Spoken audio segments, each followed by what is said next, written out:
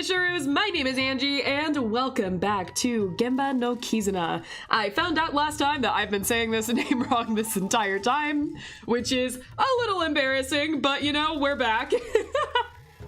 Hey Angie, love the thumbnail, thank you! I work hard on those every day. I almost forgot to make it this time. I was almost in time for everything, going like, okay, we're ready to start at 3, and then I looked over and I'm like, oh my god, the thumbnail!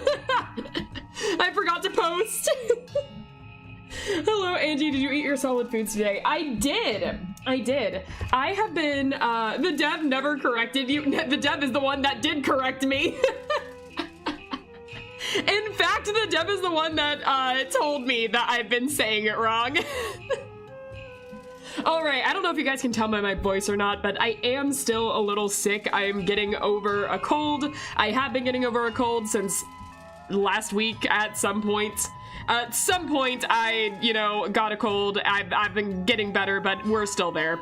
Summer allergies, what can you do? Anyways. So, I don't know how well my voice acting is gonna be this time. I mean, it's never great, I just do whatever, but I don't know how it's going to be, or if I'm gonna be able to do certain voices. So you guys have been warned. It might be just extra nasally and bad today, and I apologize for that. I may have to mute a couple of times too, because I don't want you guys to hear anything gross. So, you have been warned.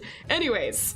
With that being said, we are gonna go ahead and get into this. No long intro this time, hopefully. And we will go in.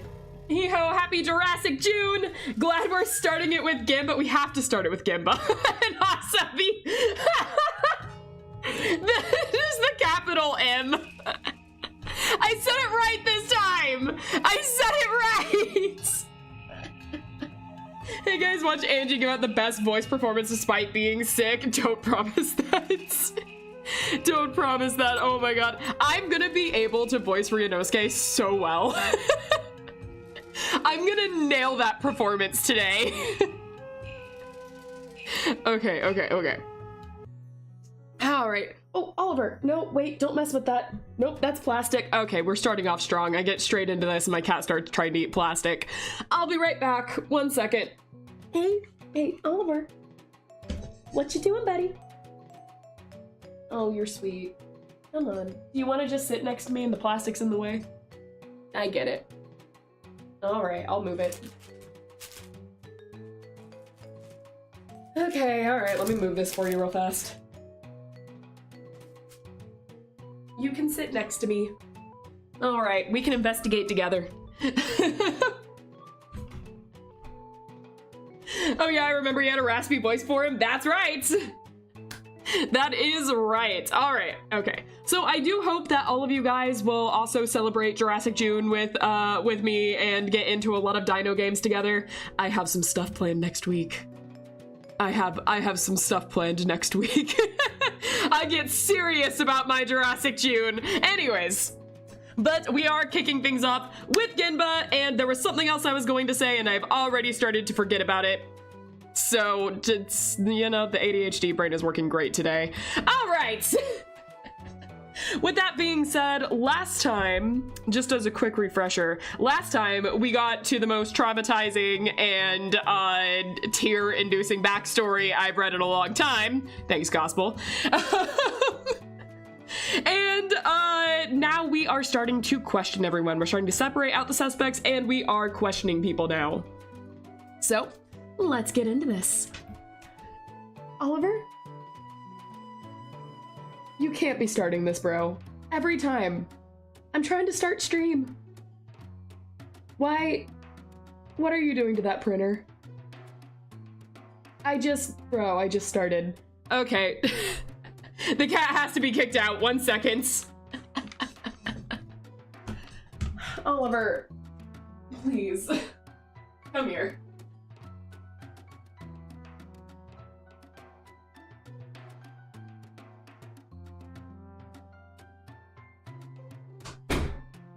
Oh man, he's a sweet boy, I promise. He just loves getting in the way of everything. If I'm not paying attention to him, he wants to sabotage it. Hello, Angie, how are you doing? I'm doing good, how are you? Oh man, we are starting June off with a nice dino investigation. Not that we're investigating dinosaurs, but rather that a dinosaur animatronic ate someone. Yeah. Okay, Momster, your message got translated. What is it? Hi, D? Heidi? Angie? Your message got translated to there is a D. Hi, Angie. Okay, I think we got there. I think we got to the message. Hi, Momster, welcome in. I'm doing great, good to hear. Okay, how often do we hear Angie say bro? I say bro quite a bit. It's just stuck in my vocabulary now. We have a visual novel to read. Let's go, let's go. Okay, it is... Okay, Shichiku. I can do that voice, I think. Ahem. I gotta remember the voice. Oh, boy is it warm here. I totally forgot that today was actually such a hot day. Then why are you wearing the sweater? Is there something you want to admit? Why don't you take the jacket off? Huh? What are you hiding? Okay, I've done this every single time to this poor girl. Anyways. Oh. After being stuck in that overly air-conditioned room for so long, I can't blame you. Though the hoodie of yours probably ain't helping with the heat, eh? My body's producing extra sweat just looking at ya, so maybe you want to take it off while we're here. Yeah. Yeah, take it off. You won't? Okay, hold on. Sorry, but I think I won't. You sure? Yeah, the skylight's open and I can already hear some buzzing, so I'd better follow Kohaku-chan's advice and keep it on to protect myself against the mosquitoes. Given my current condition, she said I might faint again if I start sucking on me dry.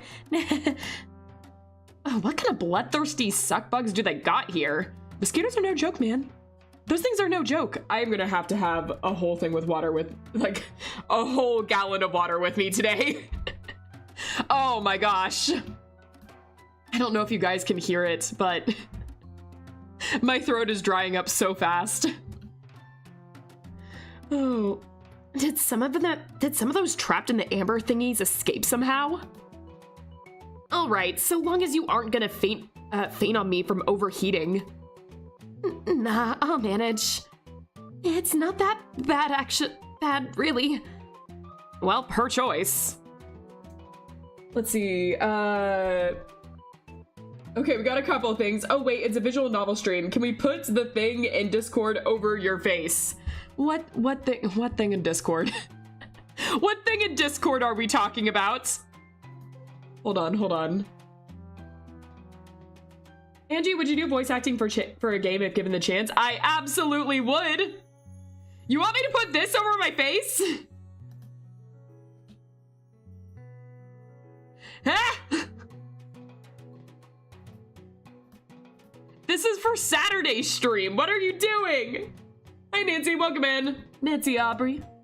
Aubrey. I usually call you Aubrey, so I don't know why I just started calling you Nancy, but I guess it's the first name I see. Okay. Let me see if I can... Where did my OBS go? There we are. I'm gonna be behind in everything today. Okay, I can put this over my face, but you guys aren't going to see my amazing, different expressions. Oh my god, that's huge. Wait a second.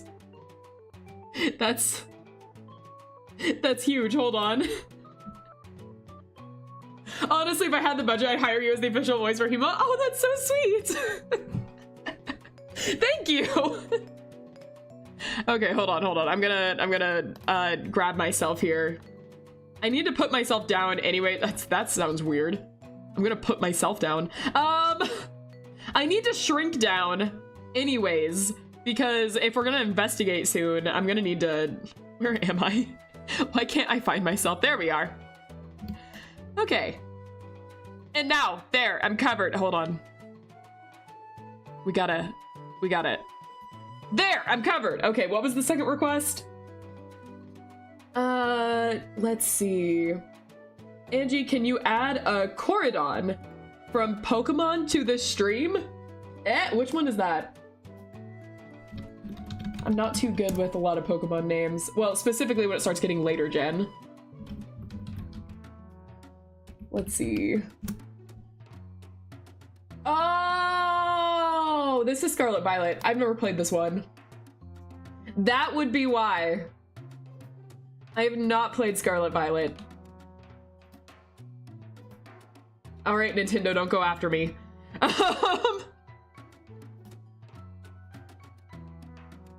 Let's see. Wait a second, why is it not here? Oh, there it is. It hit itself. Okay.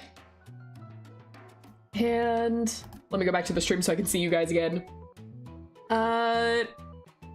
Cordon the funny sandwich lizard? Oh wait, did I get the wrong one?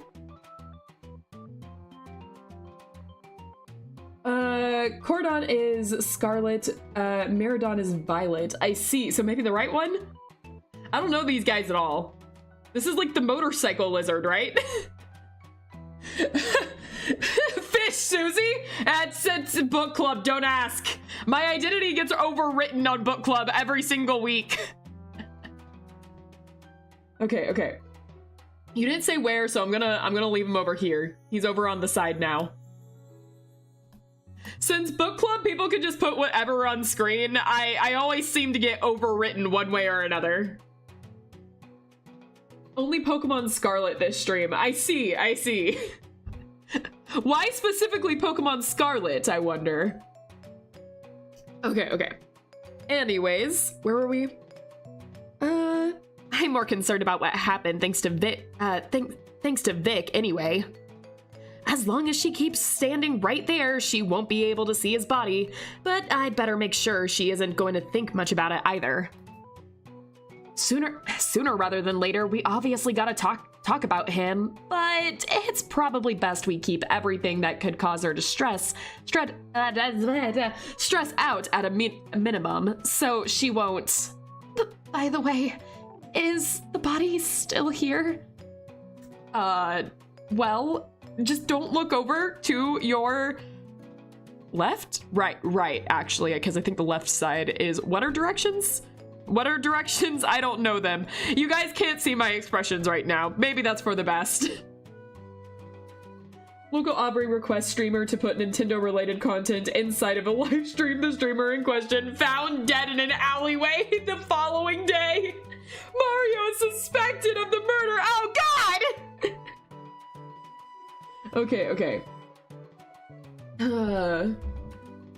Let's see. Okay, yes, we've already... No, it's gone! Really? Yes, they transported Vic away from here a while ago. I see. So then they're going to cut him open now to examine him, right? This isn't helping. Oh no, this isn't helping. Quick, switch subjects! You gotta switch subjects! It's getting worse! Like they did in the crime drama on TV the other day, where the body was... They're not gonna do such a thing! Because there's nothing else to learn from him, so they've already given him a super neat burial over at HQ. You know, where he got dressed up all nice and they had white doves, pink flowers, sappy music, and that good stuff. They bury people at the police station like that? And that quickly too? Yes? I mean, whether alive or dead, the station's where criminals go. And the Rogetsu Police Force prides itself in its super swift and dignified burial service. Whoa, I had no idea. Don't believe that. Don't believe that so easily. Hold on. The body is still here. Why didn't we perform a proper autopsy, or did Dexter do it right the crime scene? We have not performed an autopsy yet. We have not performed an autopsy. Hima's trying to calm Shichiku down, but rolled a nat 1. I know! Did you ever play game series of Devil May Cry? I have not. I did start buying the games because I really want to get into those, but I have not played them before. But I guess that makes sense. No, it doesn't. Stop. Don't believe that. Does it? Did she really buy that? That's good then. And figures they'd never show that on TV. Dang, she did seem like the gullible type, but I didn't expect it to be this bad. Then again, she also bought what I told her when... Hold up. What am I about to read? Then again, she also bought when I told her that my boobs are much larger than Amberlance's, but that you can't notice because of the pockets in my uniform. Bro. I'm not a coward, I'll read that one. I feel kind of bad for lying to her, but as long as she won't think of Vic's mangled corpse getting dissected, or my boobs being smaller than her friends, that's all that matters. Anyways, should we get down to business then? Sure. Okay, all right. So we can ask about this morning, about RPP, about her family. Okay. I guess we'll just go in order. Raptor Pack productions like Scarlet Pokemon Scarlet. Interesting. Also, Angie, select all messages. What do you mean, select all messages? All right. All right, Shichiku. I know this is a sucky subject, and I sure ain't happy about confronting with. I can't speak. Is this game anime Jurassic Park or? Yes, this is anime Jurassic Park. Everything that happens in this definitely happened in I'm sorry. I will not continue this. All right, no. This is Genba no Kizuna. It is a mystery game that is on Steam. There are dinosaurs. Well, specifically, there are animatronic dinosaurs because we're in like a, I lost all of my words. What are we doing today? Why am I here? Where am I? What are we doing? We're in a researcher's house, and they have a bunch of dinosaur exhibits that they've kind of put around.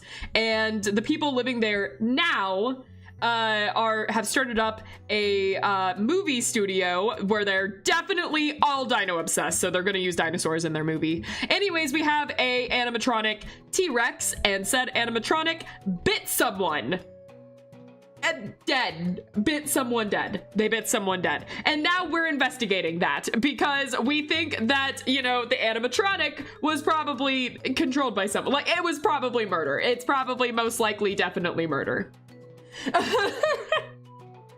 Well, that is one kind of game. We've been getting a lot of comparisons to FNAF. In the previous episodes, my description of this game, by the way, is absolutely impeccable and genius and absolutely 100% accurate. That was such an amazing description of this game so far. I am blown away by whatever the heck that was, but please look at the official link in the description for this game, and actually please read the game description there. It is much better than mine. It's a good game. Okay, I have to mute for 1 second. I'll be right back.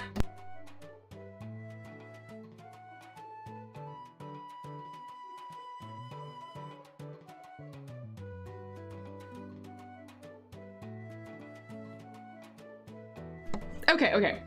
I do like Aubrey's description here of its anime bite of 87 at Jurassic Park set. That is an incredible description as well. I love that, actually. So is this game like FNAF? Is there a man who is like William Afton? I mean, no. I don't think so. I suppose I haven't tried, you know, peeling back the layers here to find out if one of them made the animatronic, but I don't think that's the case. William Afton got gojoed. What does that mean? There is no William Afton, but there is the Mafia. That's right. That was a good one, actually. There's no William Afton, but we have the Mafia. Do you like Yakuza? Because we have them. Oh, chat's gonna be funnier than me today. Got it. Okay. Let's go. I'm gonna keep reading. All right, Shichiku, I know this is a sucky subject, and I sure ain't happy about confronting you with it again, but would you mind telling me about your morning and everything that happened right up until, you know, we showed up? I think I can do that. Don't overdo it, though. Whenever you start feeling uncomfortable and want to take a break or quit altogether, just say so. You can even tell me no right now. I'm not gonna force you to answer anything you don't wanna. Well, I do at least want to give it a try, so I guess I'll start from when I got up. Yeah, which was at 6 a.m., just like everyone else, correct? Actually, it was 2 hours earlier. At 4 a.m.? What the freaking hell? No wonder she looks like a zombie. A bit very cute. I was about to say that. I was about to be like, oh, cute zombie. Me, Hema, exact same brain, which is a little troublesome. But same thought process. Why would you get up so early? Did the excitement of wrapping your movie prevent you from catching some proper Z's? No, it's, because of a game. I'm kind of hooked and wanted to at least clear one more route before work. That's why you should be the official voice. We're the same person. Oh no! Oh man. Okay. Also, this is a me statement. It's like I was clearing around in a dating sim. I can't help it. Oh man, Shichiku plays Pokemon Go and has really? Hold on. The heck? She even has a sea animal as a hair clip. I caught that so fast when we first played. I was like, water-themed character, yeah! And then she opened her mouth and I was like, oh no, we're the same. We're the same type of idiot. Oh no. Oh man. The heck? No games were sacrificing your sleep and well-being over. Well, I mean, it depends on the game. Listen, like, there are some games you just get so wrapped up in and you're just playing and then you look over at the clock and you realize that it's like 5 in the morning and you haven't slept yet, even though you told yourself you were finally going to get a decent night's sleep today. And oh, look, I have work in the next morning and I'm gonna have to get up earlier so I can put the game down now and actually get, like, you know, at least 3 hours of sleep. But at the same time, I'm at a really good part. I don't really, so maybe just like 5 more minutes of it or something and it's fine. Anyways, where were we at? True, Uma Musume is very important to Angie. Listen, I am serious about Ensemble Stars. I get so serious about Ensemble Stars. Okay, where were we?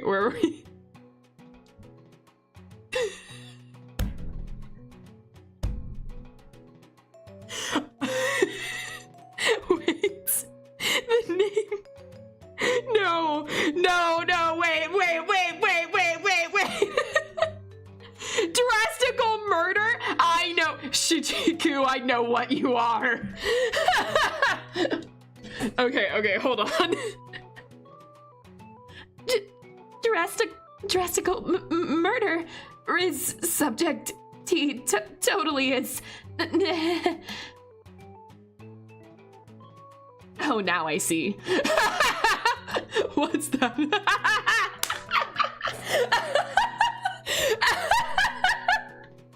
This game is calling me out right now. I understood the reference. I understood the reference, now I'm being called out. Hold up. Wait right here. I wonder how many people understood the reference. So you're a woman of culture as well. Do you mean to say that? 100%. 100%ed it on release day. Also sacrificing my sleep for hot anime dudes. I'm not reading that. I'm not reading that. I'm not reading that next part. I almost fell straight into that. Oh my god, that was a trap. So forget what I said. Read it. No! No, I'm not reading it. I'm not doing it. You will never get me to say it. Look, I've fallen into so many traps this gameplay. I'm not falling into another one. Oh man, Angie, I can honestly say you as a streamer, you are so interesting that I can watch you otherwise. I have problem staying in stream, but you are an exception, Angie Lumine. Oh, thank you so much. That's so nice. Gospel's very disappointed in you right now. Fine! Be disappointed! I'm not doing it! You guys are gonna clip it like crazy! Angie, am I allowed to make you get let's see, how do you say that one? The fossil Pokemon on stream as well as Corridon. It's one per person, so only one per person for the request on stuff on stream. However, if someone else requests it, then I have to put it on stream. But I can't make exceptions because then everyone's gonna, you know, I've seen how this works before. We used to have no limits, and that was chaotic. I get war flashbacks from that. Oh, those Baxter streams. All right, where are we? I don't think you'd actually recognize the title. It's one per person unless you're Josh. Josh is one per person too. Interesting line for a Jurassic Park themed game. Dino themed game, though there are Jurassic Park references. I love how I'm still pressing buttons to change my expression even though there's no way you guys can see it. But I'm gonna keep doing it anyways.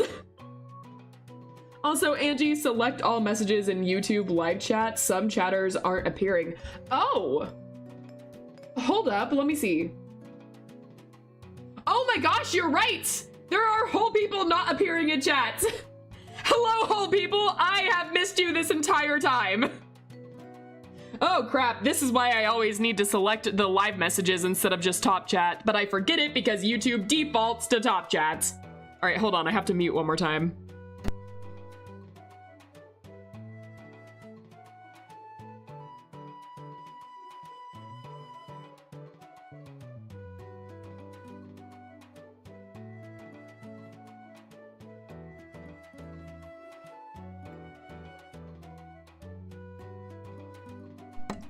Okay, back.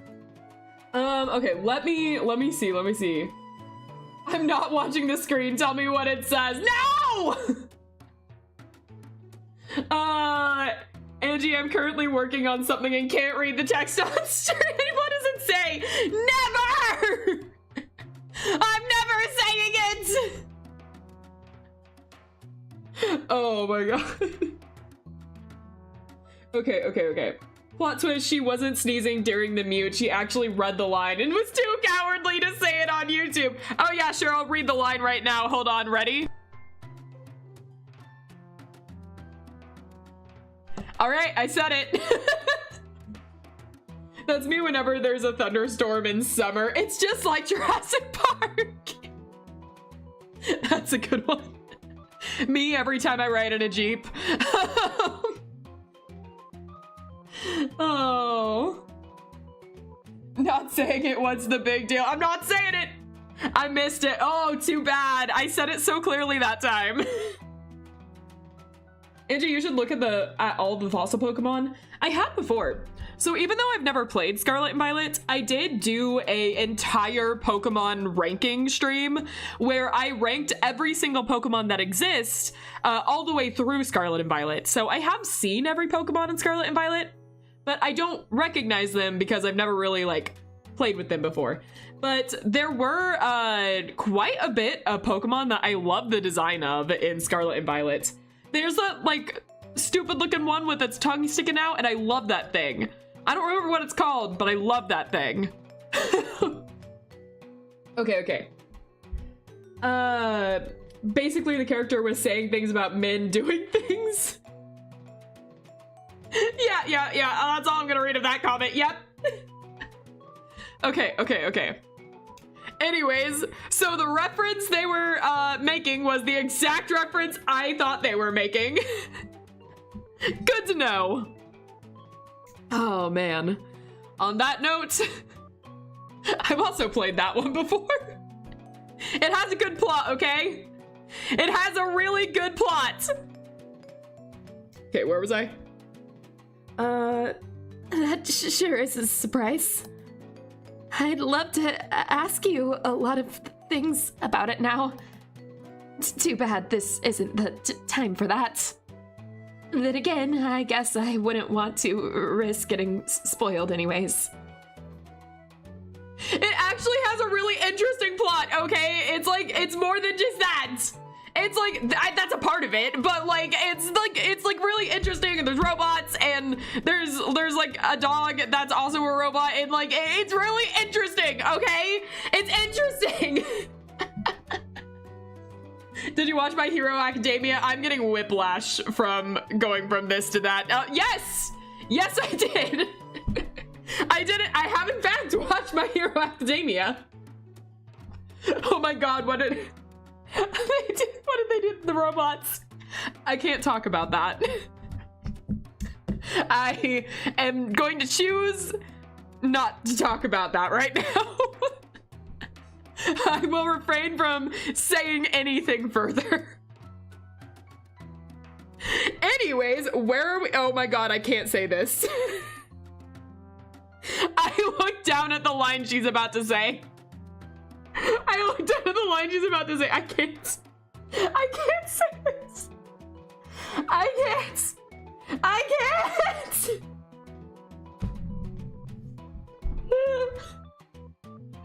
This is gonna be the episode that kills me, huh? This is gonna be the episode that kills me. We're gonna move, Angie, you coward! Shut up! I can't do it! I'm not strong enough! Good one. It's always the super shy and quiet ones, eh? That is true. Yeah, I do not blame you. One person agrees. And can I say that you would be a great voice actor for Mei Hatsume or thank you, that's sweet.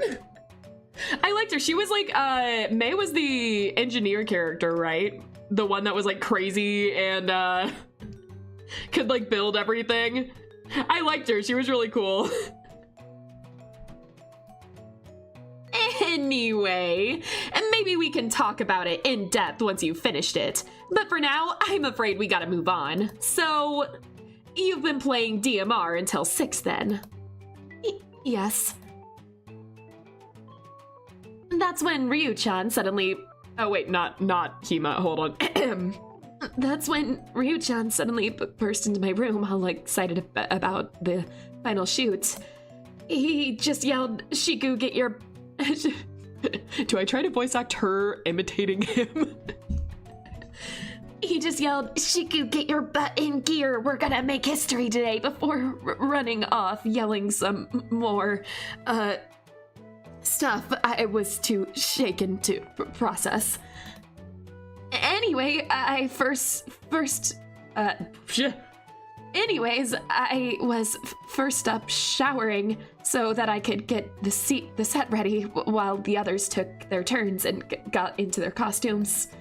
I actually finished early and snuck back into my room to play some more until 7:30 when filming started.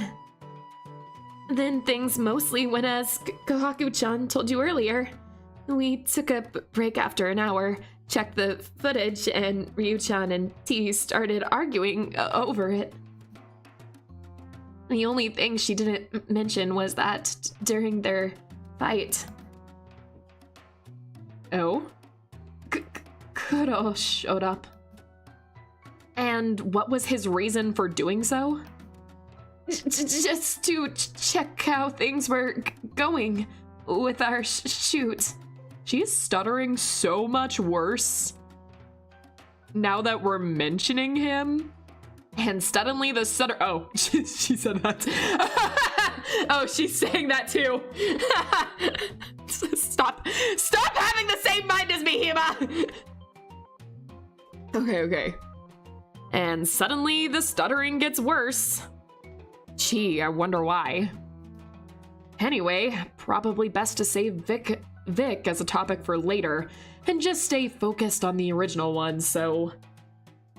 hold on. Oh, you found a shiny? Nice! It's always exciting finding a shiny. Was it full chance shiny? Like, you didn't do anything special to get it? It just appeared randomly? Or were you shiny hunting specifically? Okay. How does one voice act a character voice acting another character? Gospel wants you as a VA, Mantis Shrimp wants you as a VA. I can see why. I just go for it. Whether it sounds good or bad, I'm just gonna workshop some stuff and see what happens. And I have fun doing it, so you know what? If we're all having fun, that's what matters. Next up, you decide to have breakfast, but Vic didn't join you, or did he?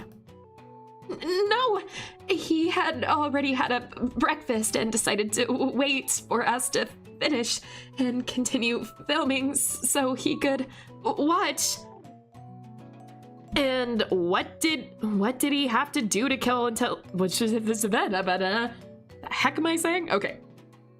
And what did he do to kill time until then? Which genre of anime you love watching?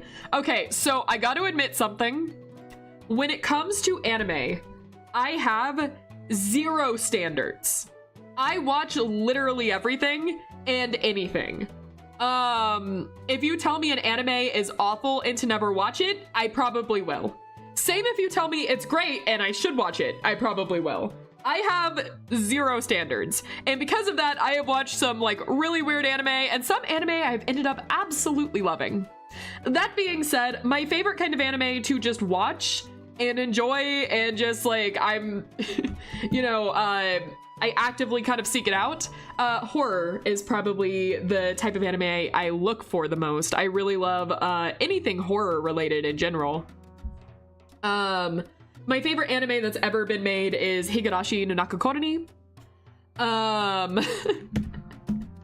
I watched it when I was like 13 and it has remained my favorite anime to this day. I have the entire collection. One of these days, I don't know if I've ever posted it before, but I have a wall I've started that is a When They Cry. It's like a little When They Cry shrine, which is what Higurashi, the Nakokoroni part translates to. That is just everything I've collected from Higurashi and Umineko. Umineko is my favorite visual novel of all time. Possibly like my favorite thing that's ever been written. Based. You agree with me? Yeah! But yeah, I'm in love with the When They Cry series. So, hopefully we'll get more of it someday, one day, some way. It's been a little while, but we got the Umineko stage play, which is really cool. Anyways, we're not talking about that right now. Josh or Angie, you can name the shiny as an apology for spamming chat because I was too hyped. Sakonia Phase 2! When Sakonia Phase 2, Ryokishi?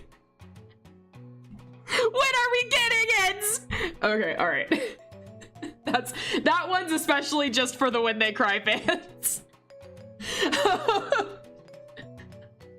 Okay. It's a deerling? It's a deering. Let me make sure that I'm thinking of the right one.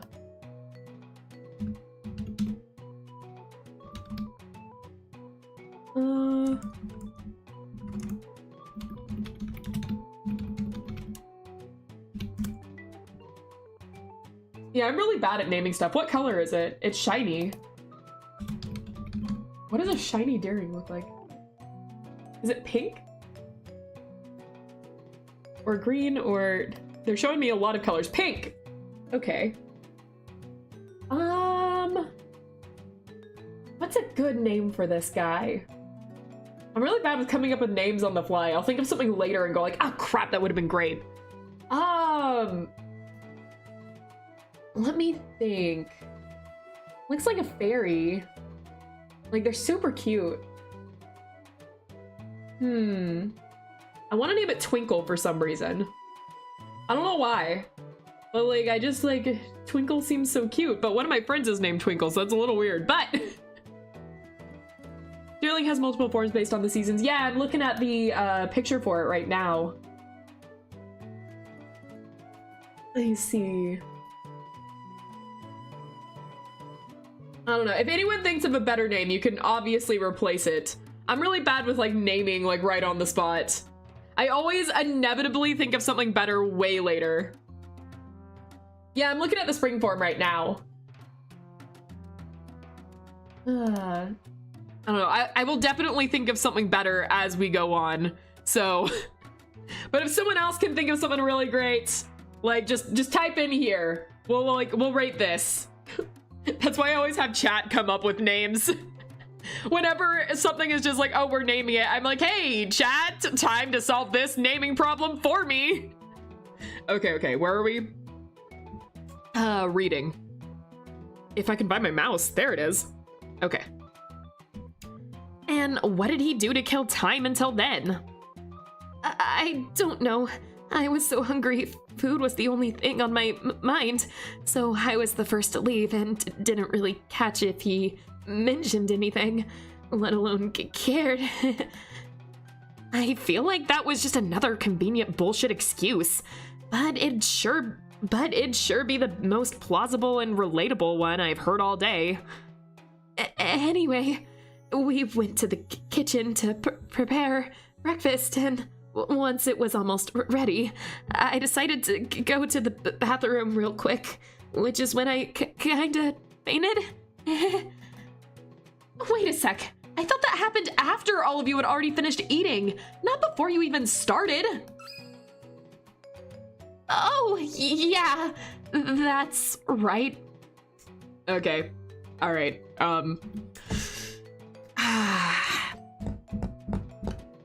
So, I feel I get this, like, sort of, like, feeling I'm being lied to right now. I can't tell you why, but I just have this odd feeling that I'm being lied to right now. Shichiku, would you like to try that again? Sorry for mixing that up. My memory always gets real fuzzy after fainting. So do you remember anything about how it happened at all? Not really. I was just told by Kohaku-chan later that she found me spread out on the floor in the middle of the corridor in a deep slumber. After collapsing, I must have apparently just stayed down and fallen asleep. So that's why the assumption was that it happened due to fatigue, huh? Yeah, probably shouldn't have sacrificed sleep for DMR after all. At least not after going to bed so late last night because of the prep work. Prep work for the shoot? For the shoot and wrap party. As always, we were running late and cutting those things, and Ryuchan insisted on some last-minute changes to everything, but he didn't want to postpone the wrap and another day, so we all powdered through the night. So in the end, this twerp's to blame, not DMR. Did you see what I said about what I love about anime in the last message? Ooh, I did not. Hold on.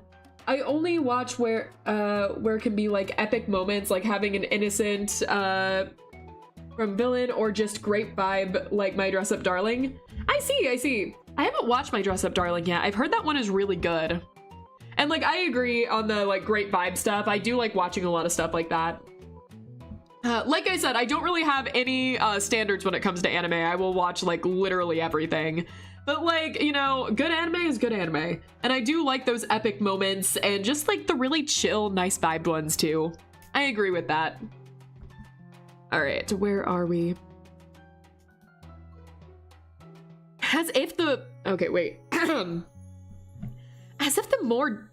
one more day would have made that much of a difference. He really sounds like an unreasonable tyrannosaur. So is this something that happens to you a lot?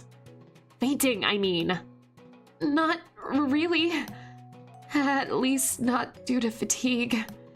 I don't think I ever actually fainted from that before. I do get easily knocked out by blood, though. Even the fake one that we used for our movie. There were a few times I fainted on set and remained unconscious for a good while. That sounds kind of dangerous. You'd better tone down the blood spillage for your next project, or at the very least plaster the floor with cushions all around you. Yeah, gotta say, the faints at the sight of blood, but working on a horror movie thing, girl. Girl, please. Yeah, I guess so. Preferably Dakimakura of certain hot anime dudes. That's fair. Fair. Okay, I see you. I see. So we really are on the same wavelength. No, I can't be the same person that Hima is. I can't. We can't be the same person like this. I thought this would be the one lane I was free. Angie got some confessions. No, I don't. No, I don't. I'm gonna mute for a second. I'm gonna mute.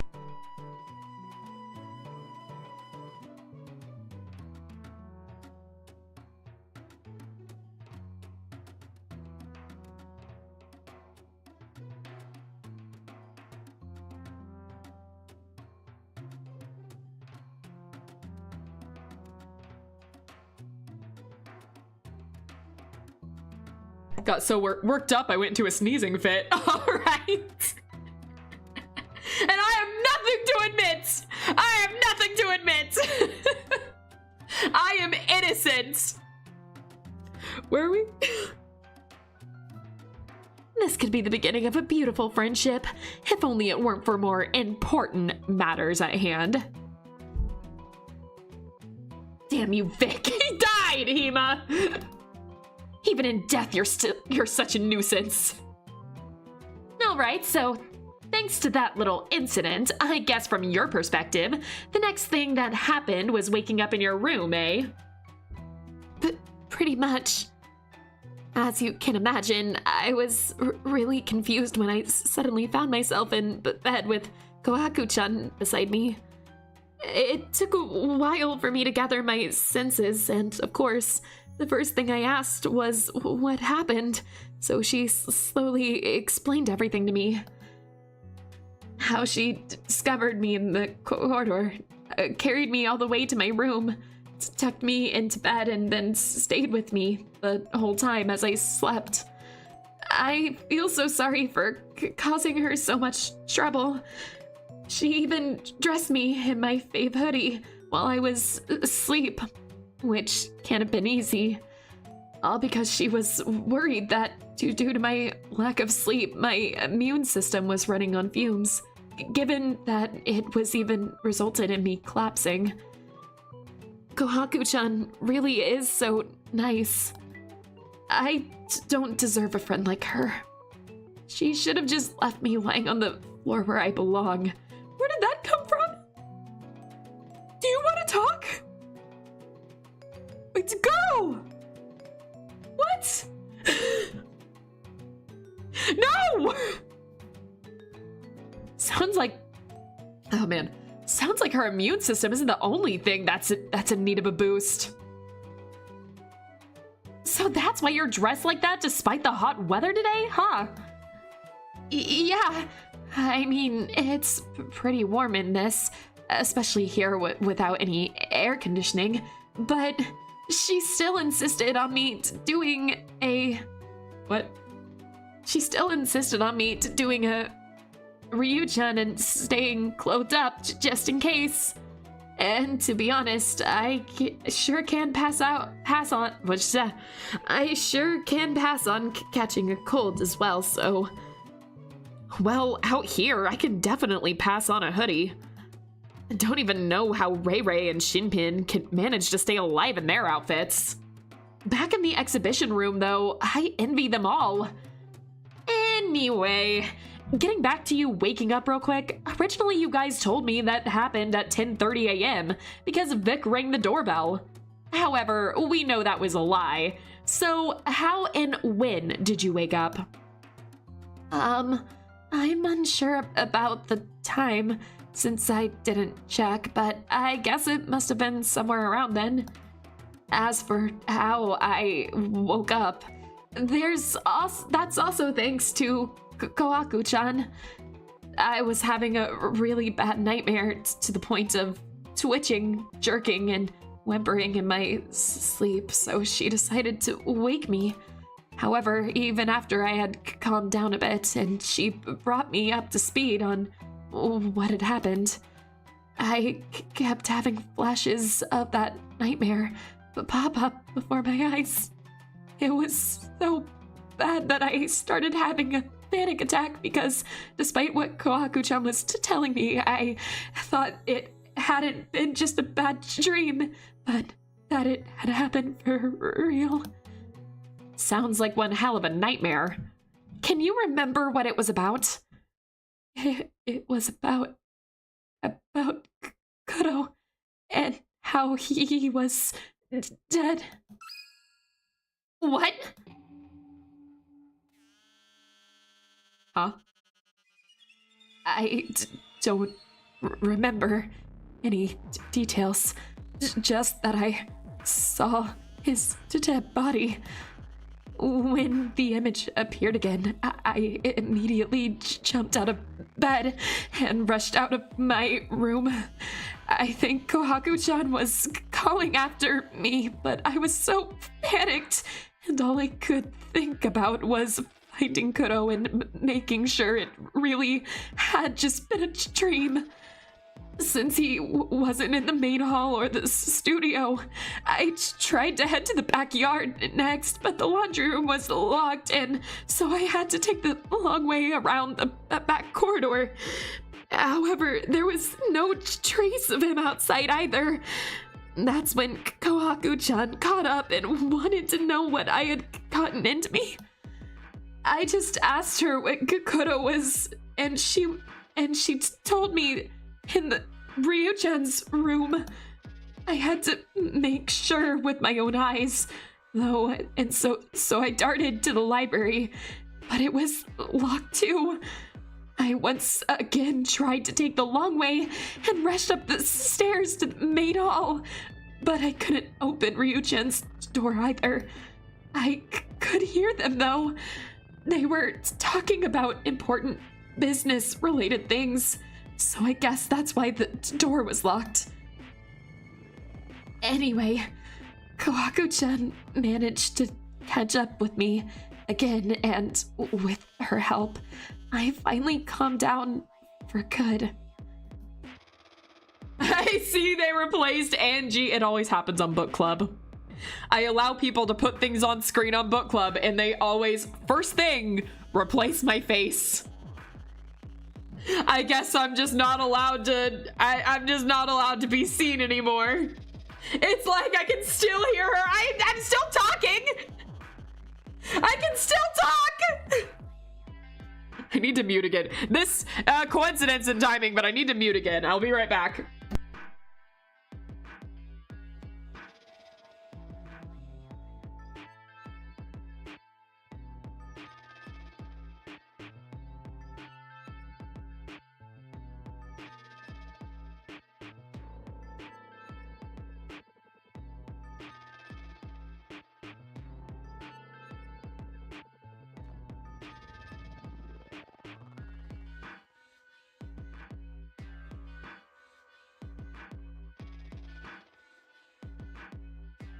Okay, I'm back. Oh, man.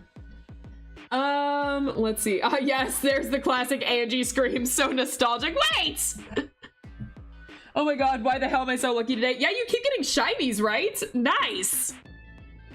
Alright, honestly, what do you think about fan service?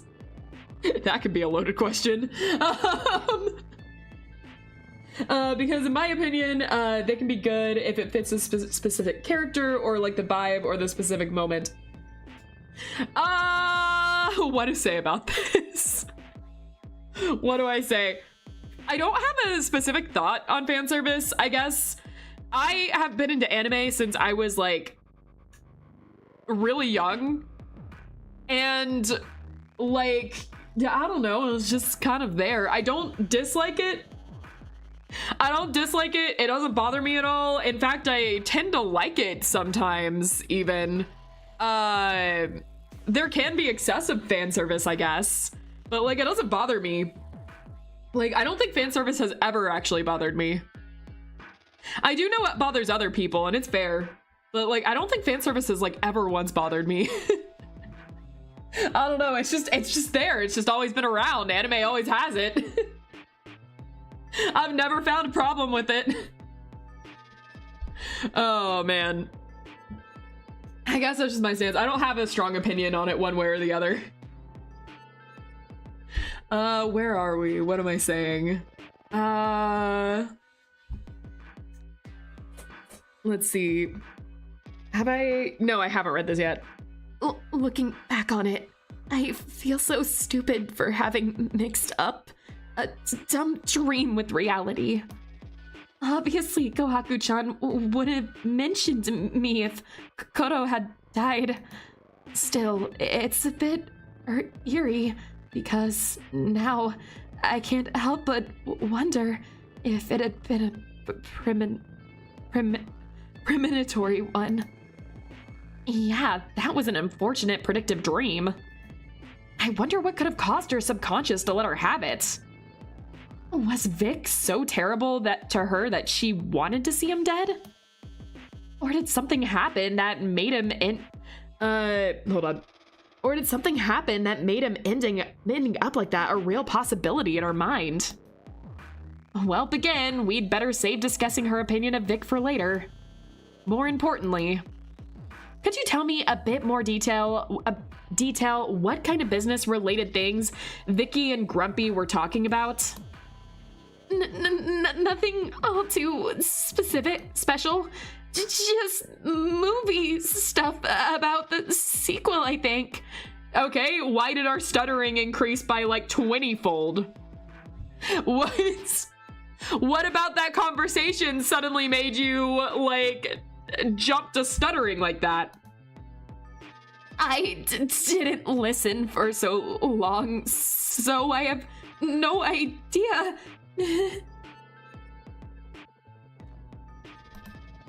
Should have figured. Would really love to know if a loan contract might have been part of that, but whatever.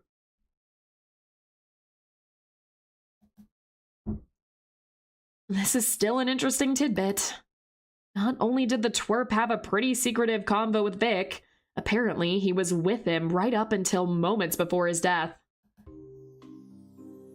This was shortly before Mooney and Takashira showed up, right? Yes, somewhere around 10:50 a.m. I remember checking the time and suddenly realizing that they were about to come over, so I went to the bathroom real quick, and when we heard the doorbell ring, Kohaku-chan and I went up downstairs to greet them. After some quick introductions, we explained how the morning hadn't quite gone according to plan, which was where we heard Kuro scream and Kohaku-chan opened the lobby door and I need to stop reading from OBS. It blocks some of the screen so I can't fully read the sentences. Hold on, I have to shift my vision though to read it on the actual screen it's on. All right. Open the lobby door just in time for us to witness. The girl is at... No, wait, that's not Shiku. Vic curl his ass over the railing and get chewed into oblivion by Roberta. That's one way of putting it, yes. So what do you think about that? I mean about Takashira's interpretation of events. According to him, your Dino actually ate the dude, which we know isn't as bonkers as it sounds, considering Roberta's an animatronic. Which we know isn't as bonkers as it sounds. To be honest, just trying to think back on it, it's all really messy. I only remember brief flashes, like snapshots of it. So technically I can't be certain, but I do think it's like Kohaku-chan said. Hiro must have imagined it. That's the only explanation. So, did Roberta get garbage during your shoot? Anna controlling. I don't think she said animatronic. Eh? Or my eyes could be deceiving me. Eh? Did I? Or did it? Wait. Log is... Oh, I can go back, right. Annie Controlic, you are correct. Annie Controlic, yes. You are correct on that. Hold on. I missed a few chats. Let me look back. So am I weird to asking that, Angie? Because I just ask normal way, and I don't like when people like acting like it that isn't moments in real life, or am I crazy for thinking? I'm not sure if I'm understanding your question exactly. I don't think you're weird for asking me questions. You can ask away, I don't mind. I'll try to answer if I can. Some stuff I kind of have to avoid for YouTube's sake. But I do try to answer if I can.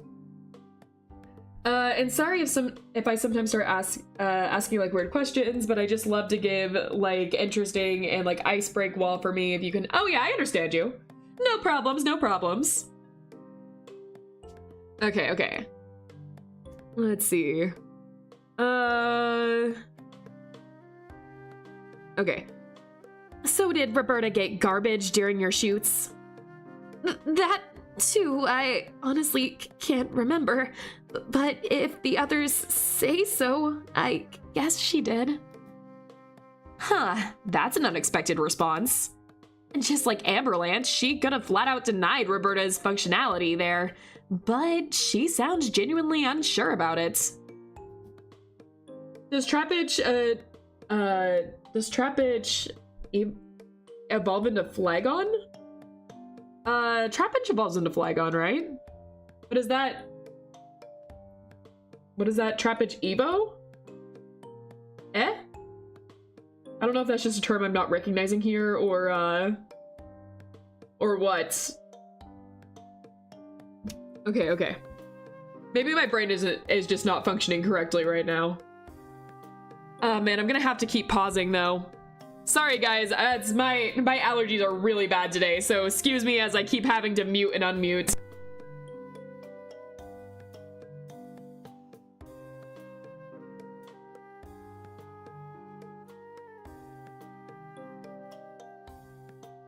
Okay.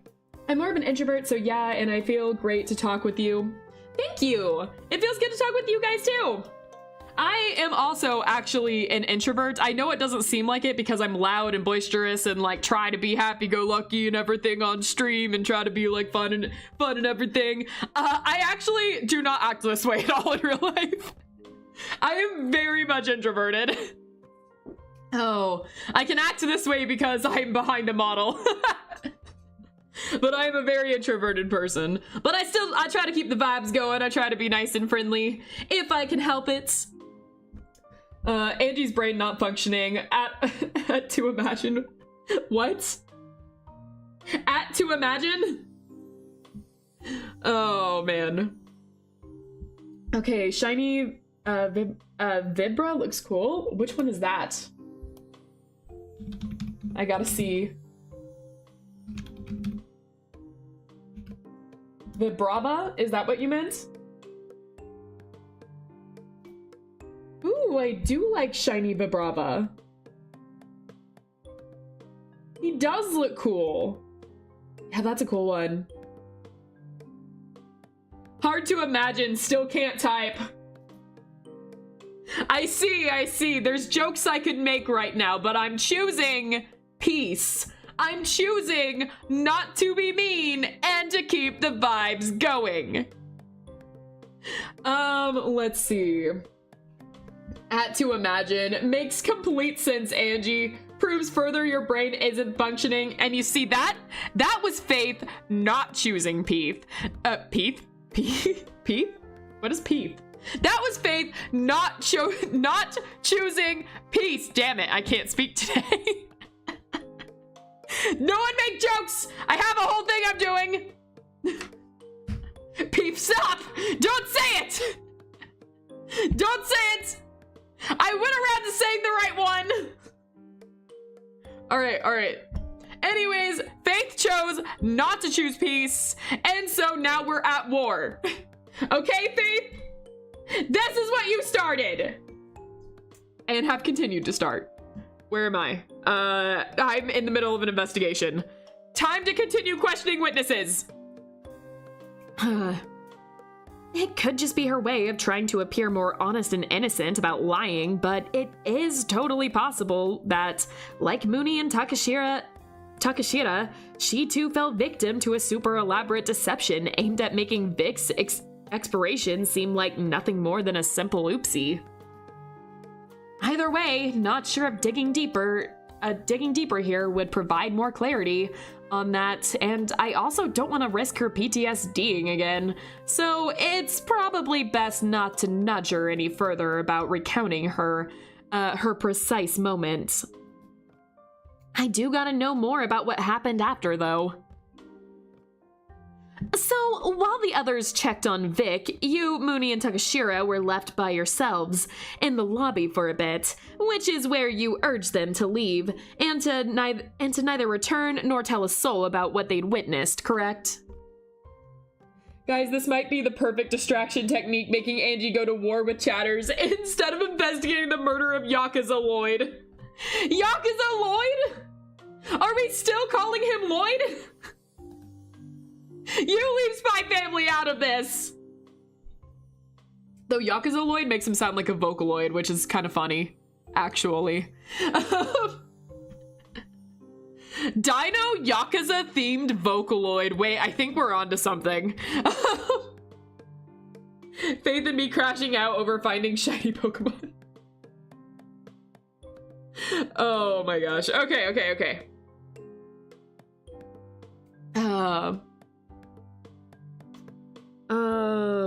Where was I? I can't remember if I read this or not. It's only been 3 seconds and I already can't remember if I read this or not. So while the others checked on Vic, you, Mooney, and Takashira were left by yourselves in the lobby for a bit, which is where you urged them to— Yes, I did read this. Okay, sweet. It was your idea, right? You didn't consult with Amberlance, Birdbrain, or Mr. Grump about it as part of your ploy to hide your connection to Vic, did you? Because if Mooney had stuck to your instructions, we wouldn't have learned about him having been here before.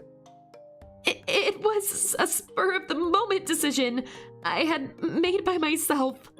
At that point, we had not yet discussed keeping our relationship to Kuro a secret, and outside of me, none of the others had even known that Runa had noticed Kuro's presence here before. So you never told them that she had overheard the incident with the fluff face? No. As far as I know, she hadn't actually seen him, and when she asked me about the incident, I just told her that it had been a random stranger. She seemed to believe it, so I didn't worry about it too much. Until today, I didn't know that she had heard or even seen him on other occasions.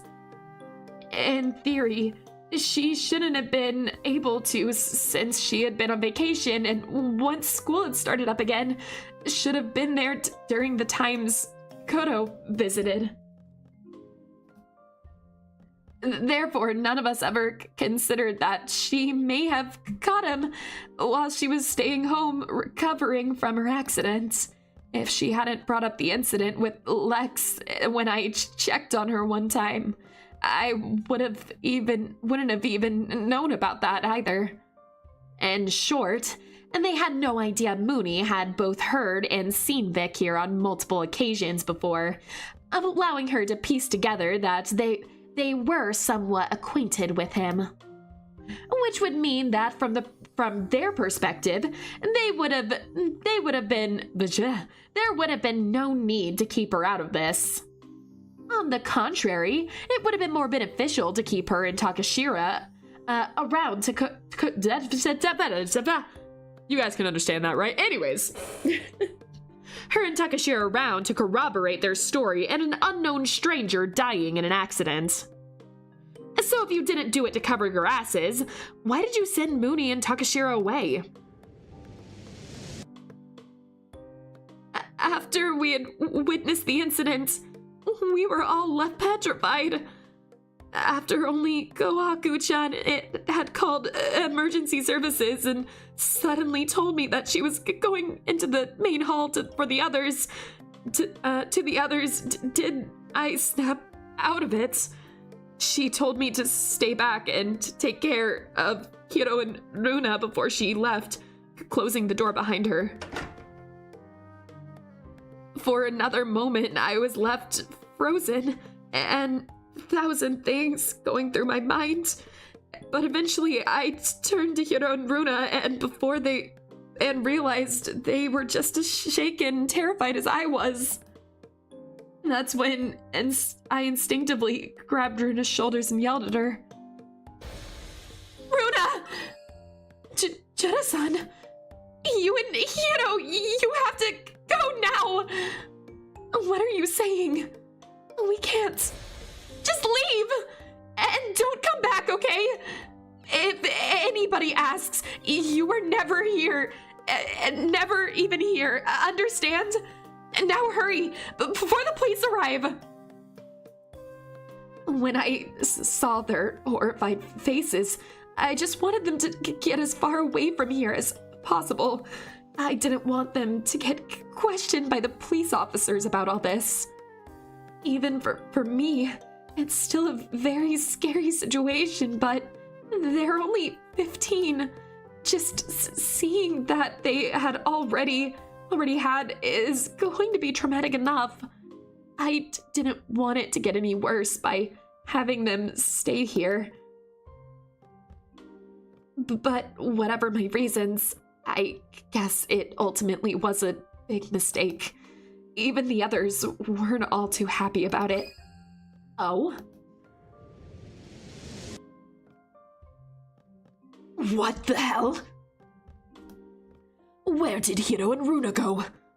I sent them away. What? Why the hell did you do that? I just didn't want them to stay here and... Can't see them anywhere. They're gone. God damn it! Like I mentioned before, At the time, we had no idea how much Runa knew about our relationship with Kuro. So we really had no ulterior motive in sending her away. I guess that's why Ryu-chan... No, yeah, no, that's correct. I guess that's why Ryu-chan got so angry with me. He probably realized that trouble we'd get in if you guys found out about Hiro and Runa's involvement and how I had tried to keep it from you. Or it goes back to my earlier point. If they off Vic remotely to make it look like an accident, it would have been super nifty to have some unrelated outside source confirm it to be just that. I mean, the timing's too perfect. Mooney and Takashira show up right when Vic dies. They plan to turn the two of them into witnesses in order to corroborate their fairy tale. But Chichiko ruined it by sending them away. I bet my grandma's grave on that being the reason for that grumpy having gotten so miffed. Anyways, getting worried about causing trouble, I suggested calling Runa on her cell phone and asking her to come back, but Kohaku-chan interjected. No, you're right. We should leave him out of this. I just wouldn't be okay to keep him here. Are you sure about that? Without them, we won't have... It's fine. Anyway, no time to waste. We still gotta get our story straight before the cops arrive. Story? What are you guys talking about? That's when they told me that it'd be best to keep our connection to Kuroa's secret, because if you'd found out we hadn't been acquainted with a loan shark, you'd sure suspect us of foul play. So we came up with a quick and easy story. And I guess that about wraps up my morning. All right, thank you very much. No problem. Well, that sure was quite a bit of a revision compared to their original story, but I guess it only makes sense. They obviously couldn't mention anything about her prophetic nightmare or Mr. Grump having Vic over in his room before he died. Something I'd sure love to know more about, but I guess that'll have to wait. Anyway, I do believe the vast majority of what she told me is the truth, although I'm also convinced that there's parts where she lied and deliberately kept info from me, especially those where her little stutters got worse. She really is a naughty girl, in more ways than one. Okay. So that was interesting. I've noticed chat got a little away from me as I was reading, so I'm going to read chat for a second. I want to say that I honestly can't make normal sentences, so whenever you feel that I typed a weird message, I don't know grammar because in a way I have a problem to make normal sentences. It's no problem. It's no problem at all. I can understand you for the most part. You're okay. Also, my grammar is sometimes god-awful, and English is my first language, so you're doing well. It's okay, Angie doesn't make normal sentences either. Yes, exactly. See? Also, Momster, how dare you? Gibberish is a complete part of Angie's vocabulary at this point. Yeah, you guys did that to me. It's the brain rot you've set upon me. All right, I think I caught up. So I have some theories with this last one. I was trying to get all the way through it without saying anything because I do tend to just jump into the middle of them talking and then absolutely come up with my own theory, and then the next sentence they say something to completely contradict it. So I do have some theories. Mostly, I think with her having the dream and everything that he died, I think he definitely did. And I think we already said this last time. We're pretty sure at this point that he probably did not die when the T-Rex bit him. He probably died beforehand. I don't think that's anything new, but in case we did not talk about that yet, I'm going to act like it's new.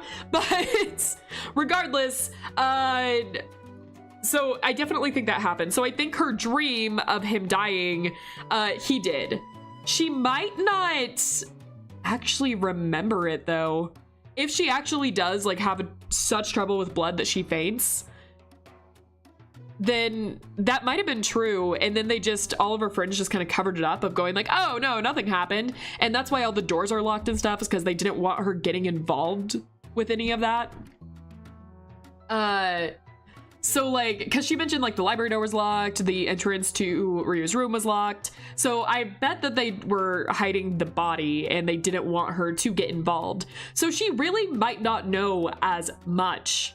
But the fact that she would see the blood at all to faint, or like maybe her own actions made her faint or something like that. I don't know if I'm leaning towards the, oh yeah, she's the one that did it or anything. Like, my biggest thing on suspecting her is that she's wearing a jacket. So, you know, but... So, like, I don't really know if I'm saying that, oh, hey, look, Eli's playing. I forgot that we're on this, so you guys can see that. But, oh, man. Okay, but I also have sometimes problems with my first language, Croatian. I think that's just natural. Like, when you naturally speak the language, something about it makes you just, like... You speak so fluently that you end up just not speaking it well at all either, if that makes sense.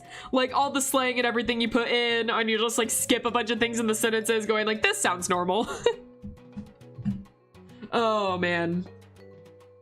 Like, some of my foreign friends, that, like, English is not their first language, I remember talking and going, like, saying phrases like, yeah, no, or whatever, which I do say all the time on stream, too. Saying, like, yeah, no, or stuff like that.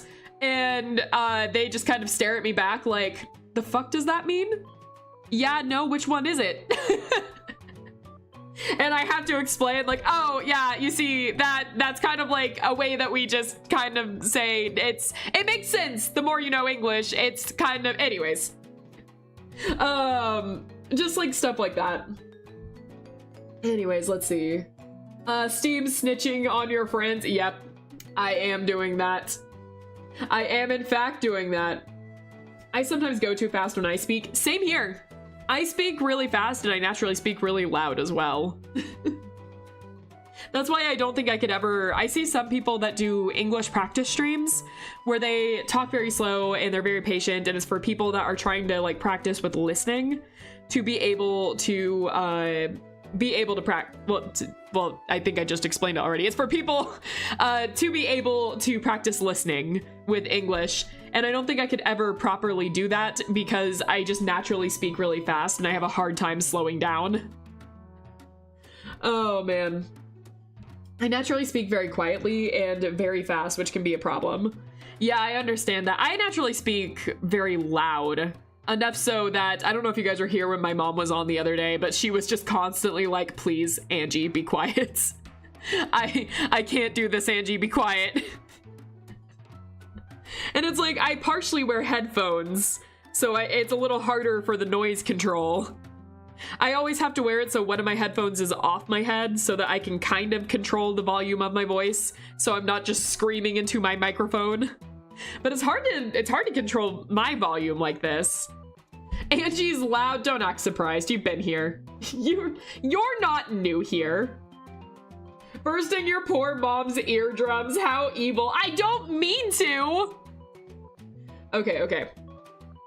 I have to mute for 1 second, but I'm also going to go grab a glass of water real fast. I'm out already. So I'm gonna go into the be right back screen real fast. Though this isn't really a full break, it's just going to be me running to grab a glass of water. So we will be right back. I'll be back in just a second, but I'm going to use the be right back screen. So see you in a sec.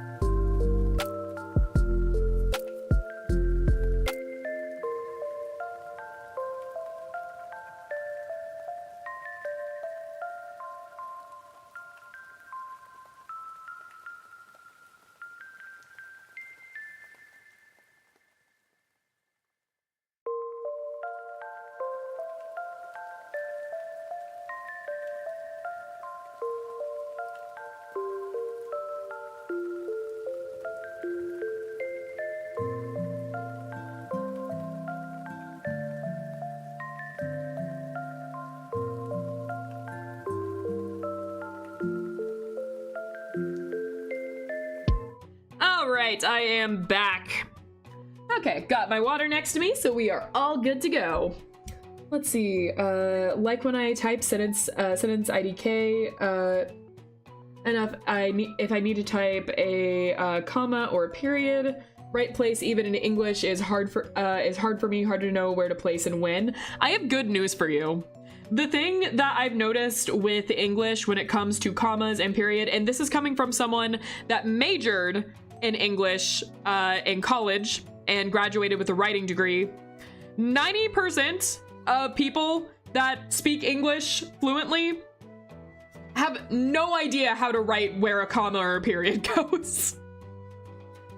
Like, the amount of people I see get commas wrong or just not put periods, or sometimes even put periods in the wrong place. I see it so often. Quotation in English seems to be a suggestion more than anything else for a lot of people. Graduated with a writing degree, who would have guessed? Yeah, it's like no one. I've just learned with like so many people when it comes to like especially writing on social media in English, no one knows how to use a comma. Not a single one of you guys knows how to use a comma. They never use it. They use too many or too little or not at all. And some of those sentences really need commas, guys. But like, it happens. And you know, the best way to learn is to get it wrong and be called out. But, you know, I never would have started pronouncing Genba right if I wasn't called out for that. So I would have kept saying Genba this entire time when it's Genba. M sound. All right, where are we? Oh man. Okay, so about RPP, let's go. Let's talk about Mr. Grump for a moment. Add Rousey's hat to Susie. I'm sorry, this is me right now. I am currently Susie, but like, yeah, sure. If I can find a PNG of Rousey's hat, I can add it. One moment.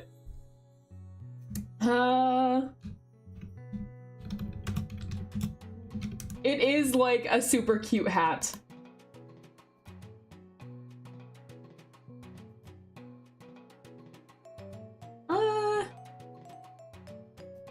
Why can't I find like a pixel version of this? There's a lot of fan-made versions of Rousey's hat, which are very cool.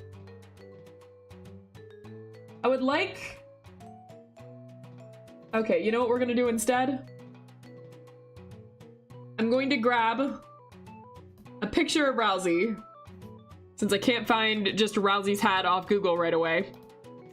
I'm gonna grab a picture of Rousey.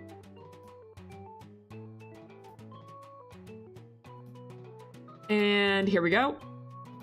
Off at our corner. Put him over here. We're gonna make him a little bigger. Size this. And now... Sounds about right. Nope, I need to... Yeah, there we go. Now, we're going to yoink. Perfect.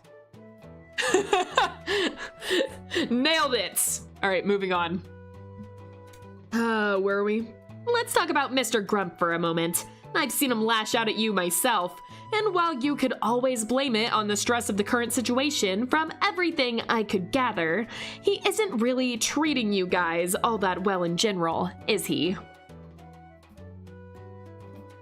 According to Bird Brain, he's been pushing you to your limits and making you work overtime, mostly as a result for his unreasonable aims for perfectionism, as I recall.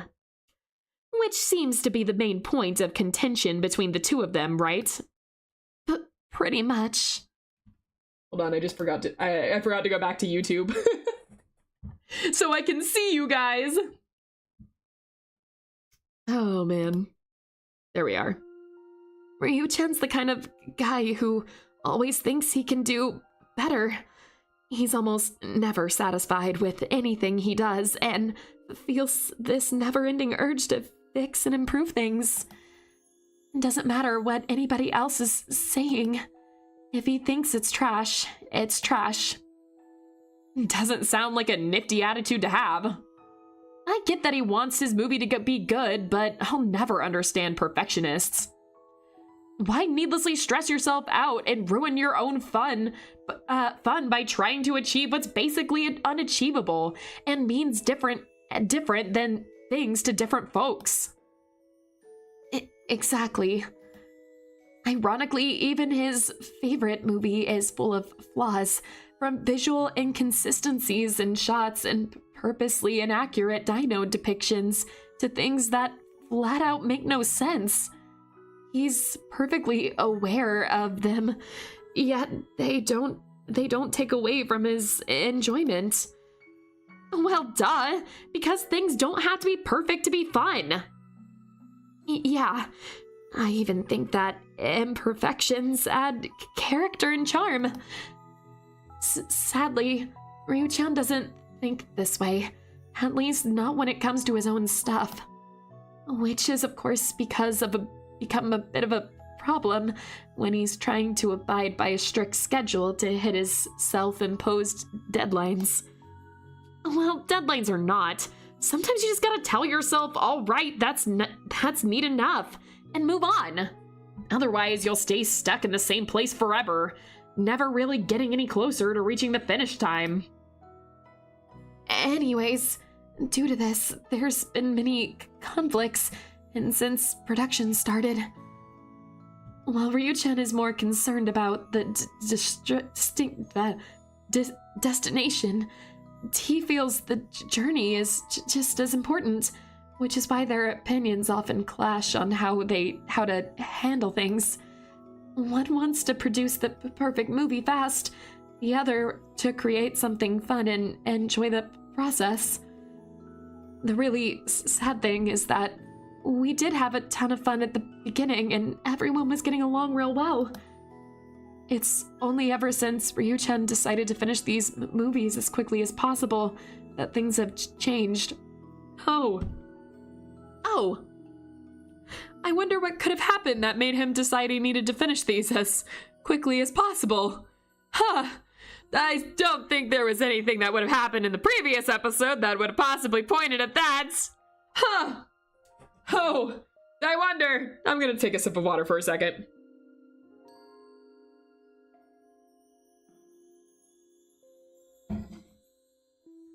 Oh.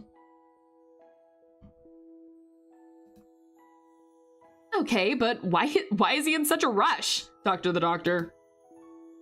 Why not just take the time to focus on the quality while also enjoying the process a little more? Wouldn't that be the best solution? Well, Ryujin's always been the impatient type, which I think is partly the result of him getting spoiled a bit too much. Oh, wait, this picture's so cute. Because he lost his parents at such a young age and always had to deal with all kinds of health issues on top of it. The professor really pitied him and tried to somewhat make up for it by providing him with an otherwise happy and carefree childhood. Which basically translated into him tending to all of Ryu-chan's needs and buying whatever he wished for, usually straight away. And sadly, I think that caused him to become a bit entitled and to never really learn how to wait for something he wants. But when it comes to the movies specifically, I think the reason he's so impatient in getting them done is because he wants to confess to Kohaku-chan already. Confess to ambulance? Are you saying the little twerps or... Hema, please. Really close. I was like seconds away from saying that full line. Almost got me.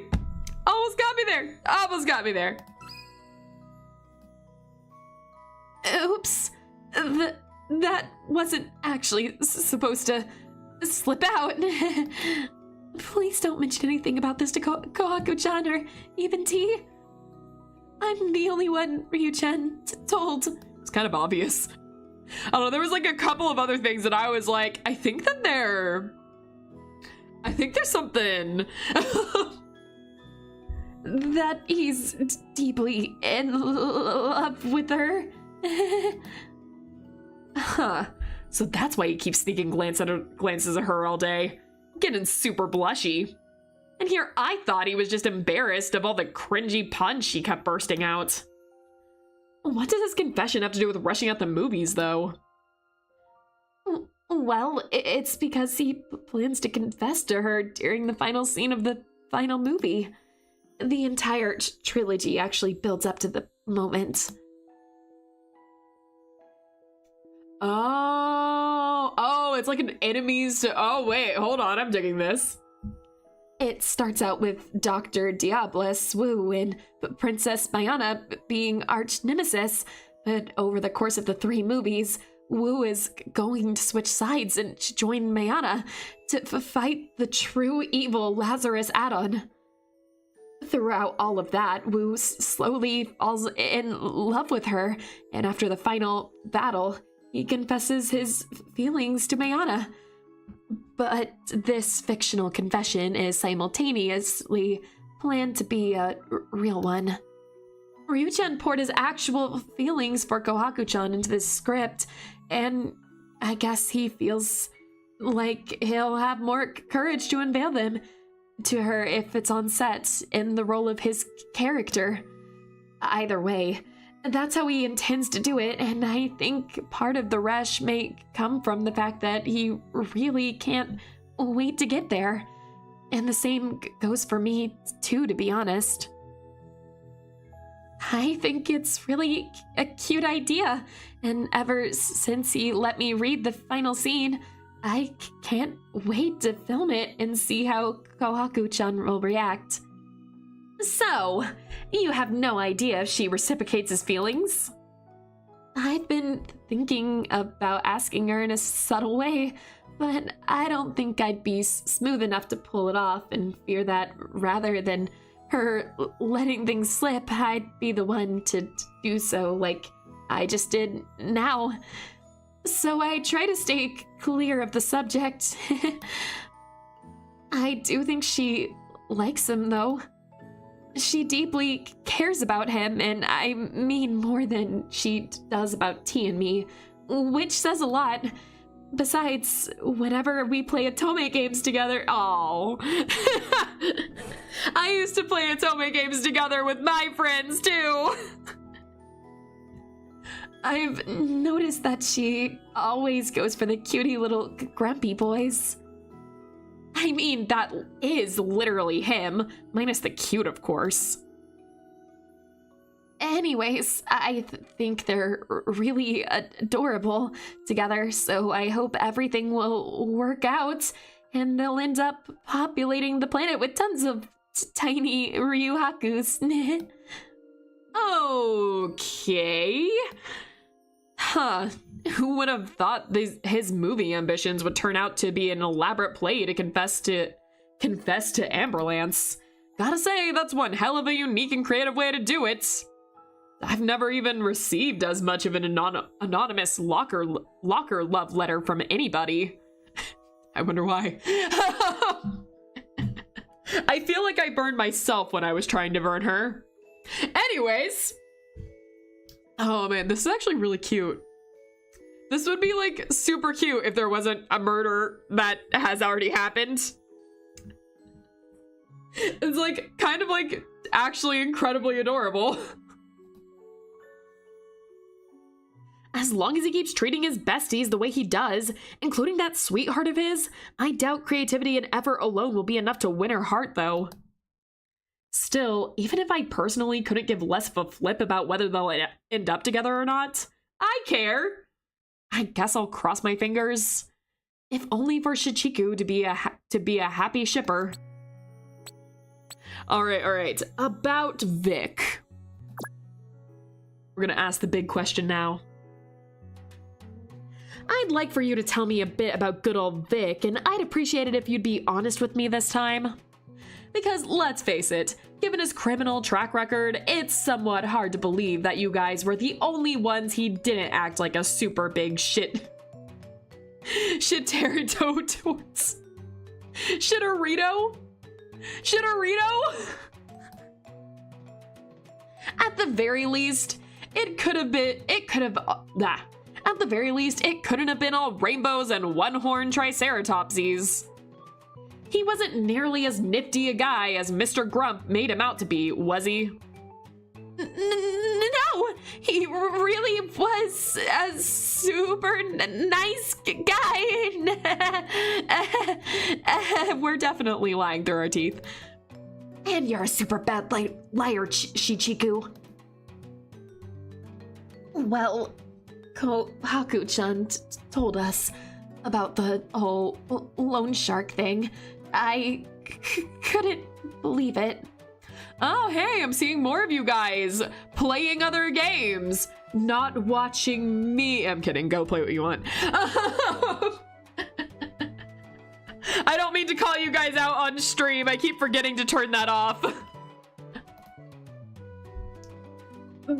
Because Kuro had always been so kind to us. I'm shiny hunting right now. You know what? You need background noise for shiny hunting, so I can't blame you for that. I have every single Pokemon game I play, I always shiny hunt at least once. And I will never forget in Sword and Shield, shiny hunting for 3 freaking days to get my shiny Stuffle. But I got my shiny Stuffle. Her name is Care Bear, and I love her a lot. Well, she's a Beware now, but I love her a lot. So many Stuffles. I killed so many Stuffles. Oh my god, I single-handedly got rid of the entire Stuffle population. Anyways, where were we? Just like Ryu-chan said, we never had any problems with him. We just wanted to help. He just wanted to help us on our movie, or at least he said. That's just the honest truth, I swear. It's obviously not, but I sadly don't know what to do about it. Compared to her friends, she seems like the type I could easily bully into spilling the truth. But unlike with the rest of them, I couldn't bring myself to play the bad cop. Here and intimidate her. Gah, if only.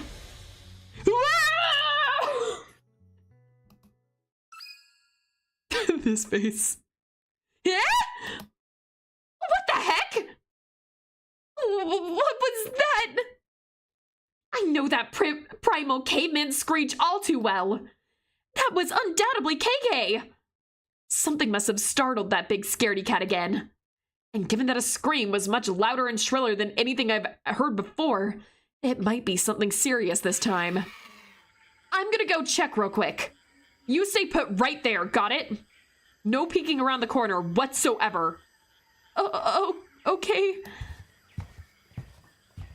While keeping an eye on Shichiko to make sure she was indeed staying where she was, and not trying to sneak a peek behind the staircase, I moved around it and quickly discovered the source of the scream on the other side.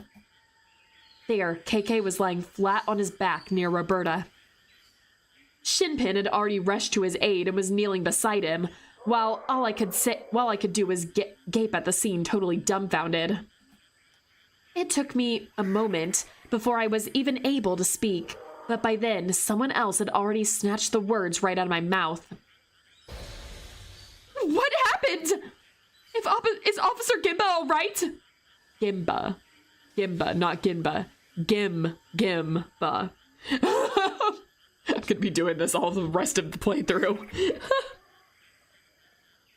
Oh man, I'm trying to get another shiny Fido to put in my ZA. Cute, Fidos are adorable. Do you ever just eat a block of cheese? Yes. Yes, next question. When I played Sword Pokemon, I tried shiny hunting Impidimp, and I can say I still didn't get the method Egg Hunt. Egg hunting can be a lot. I tried that method back in X and Y and got tired of it eventually. So I stopped egg hunting and went for they have the little, God, what do they even call the method anymore? They have this little like machine that you'd go around and you would chain it and try to chain the shiny hunts. And I remember doing that, but I can't remember what I eventually got.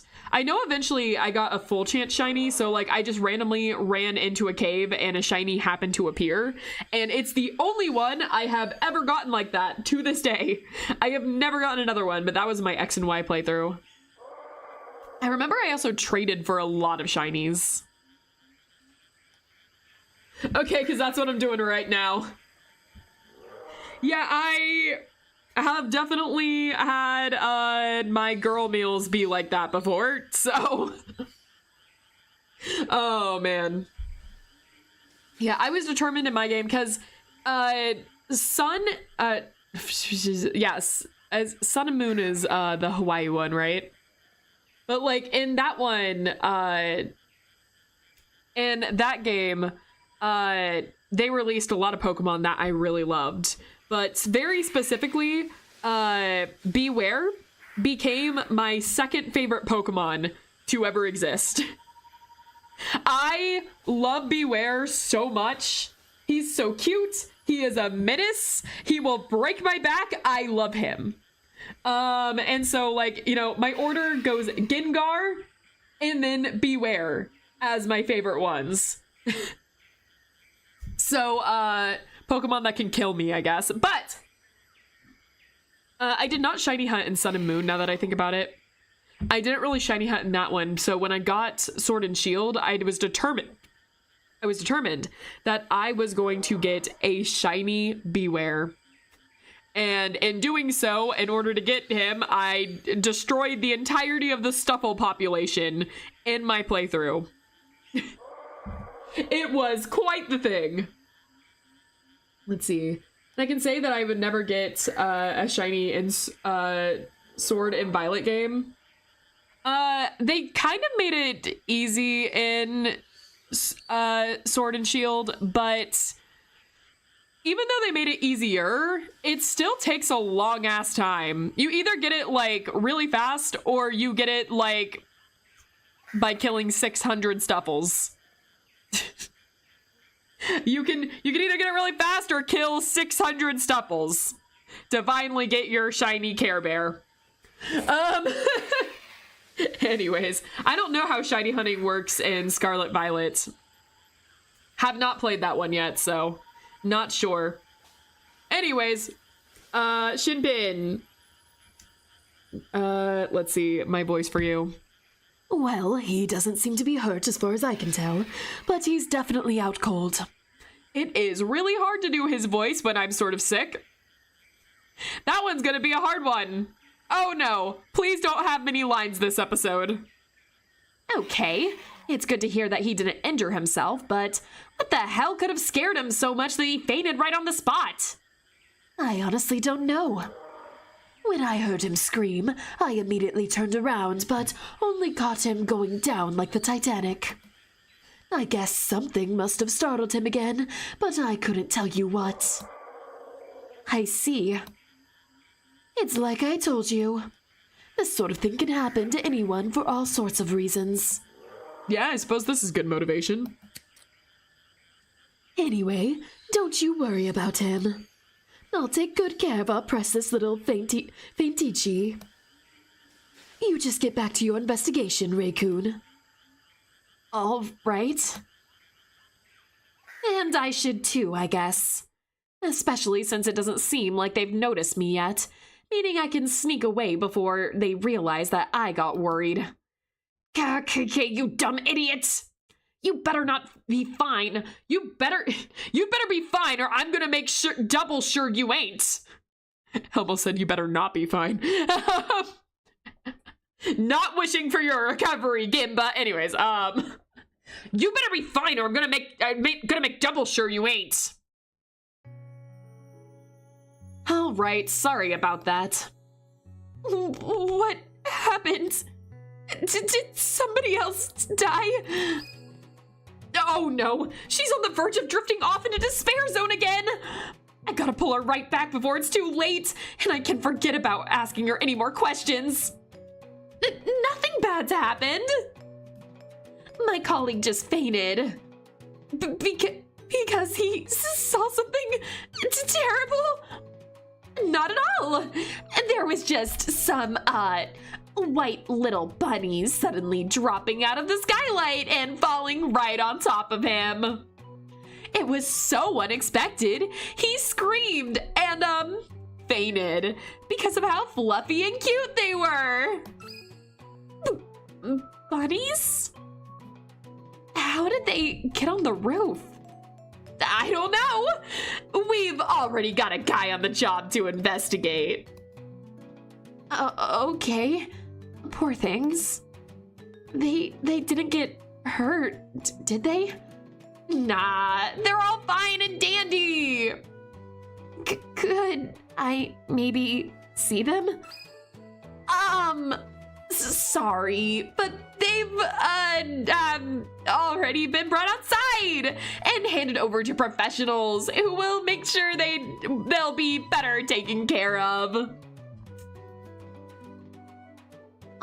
That's too bad, but I guess the important thing is that they're fine.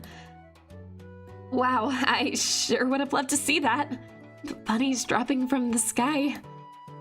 Yeah, almost sounds too ridiculous to be true, doesn't it? I seriously can't believe she... Huh? Did I step on something? Oh, that's my hair clip. Sorry, it must have fallen off again when I got startled. Well, KK did make her jump quite a bit, but if it's all of it takes for this thing to fall off, that's a pretty shitty quality. Here, I'll fetch it for you. Be careful! That part is pretty... What? Youch! Sharp. The most blatant fly I've ever heard. I know. Also, Angie, when you start your Scarlet Violet, is it okay if I give you the shiny Swazbug? You absolutely can. I don't know when I'll be able to get Scarlet and Violet though. I'm gonna be honest, the price of Switch games is a little high. It's a little high. And it's disappointing because there's so many Switch Otome games that I really want and want to be able to play. But Switch games can be a little high. And I buy a lot of used games typically. I want to play Scarlet and Violet eventually. I like playing Pokemon games a lot. And then, like, you know, I'm not even on... The Switch 2 is out, and I still haven't gotten I still haven't gotten one yet because that price tag. That price tag! Hey, at least you can skimp out on all the DLC because I think I could smuggle you the DLC areas. That is nice! Oh, man. One of these days I'll play it. One of these days. Just like ZA too. One of these days I'll play it. One of these days. Oh man. And then, like, you know, it's awful because I'm a Fire Emblem fan and they've announced the new Fire Emblem and I'm pretty sure it's going to be Switch 2 exclusive. And if anything makes me break to get a Switch 2, it's gonna be Fire Emblem. It's gonna be freaking Fire Emblem. I love Fire Emblem. I like that game series. I love it so much. I can't afford a Switch 2 right now. Okay, where was I? That's a little off topic. Where am I? What the hell? That goddamn thing cut straight through my glove. Oh no, is that blood? It's blood. Oh no, oh no, oh no. Ouch, ouch, ouch, ouch, ouch, ouch, ouch. Are you all right? Yes, of course. It's just a tiny scratch. But that one freaking stings. I thought this was just some plastic thing, not an actual razor. It's safe to grab by the knob-like ends, but yeah, I gotta be careful about the rest. especially the pointy tip. I see. By the way, what the heck's this thing supposed to be anyway? Velociraptor sickle claw. It's one of the most prominent features. Oh, yeah, right. I remember. That scary toe claw that they used to disembowel their prey, eh? Actually, they didn't. It wouldn't have worked like that. Research instead suggests it's more likely they used it for them to have been used to hook to prevent their prey from escaping. What? You mean they lied to me in the movies? I was trying to make an expression and realized you guys wouldn't be able to see it. Okay, that joke falls flat. Anyways. And potentially for climbing too. Huh, the more you know. Once again, I'm calling out my audience, I guess. I'm waiting Nintendo Switch 2 Lite because I have a Nintendo Switch Lite. I see. I remember I got like the Nintendo Switch right away when it came out.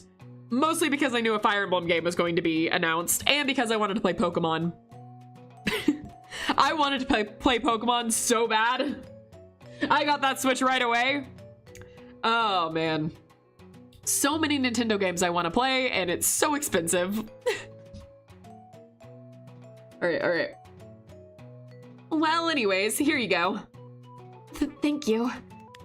And sorry. It was fine earlier this morning and keeps coming off now. Kohaku-chan gave it back to me after waking me up, so I guess it broke when I fainted. Maybe I should just keep it in my pocket. Or at least use some glue. Or maybe you shouldn't be wearing something so dangerous on your head in the first place. I guess. So, sorry. So,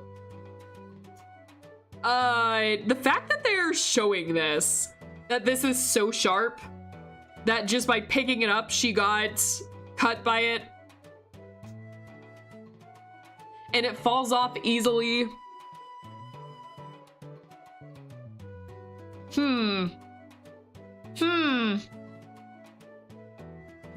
Okay. Hear me out. Like, I've made a lot of like wild theories based on nothing before. I'm about to do so again. So we know that she fainted. And my brain is going off in a lot of wild directions today, so I might just get information blatantly wrong here. We know that she fainted. And I can't remember exactly where they said that she woke up, but she blinked out by then. But when she woke up, she thought that Kuro was dead. Like, she had this dream that he was dead and was really freaked out about it, and all the doors and stuff were locked. What if she... What if she did kill him, but I don't think she either A, remembers doing it because she blacked out, or like it was an accident. Like, I don't know how it would have been an accident. Maybe if there was a commotion, like,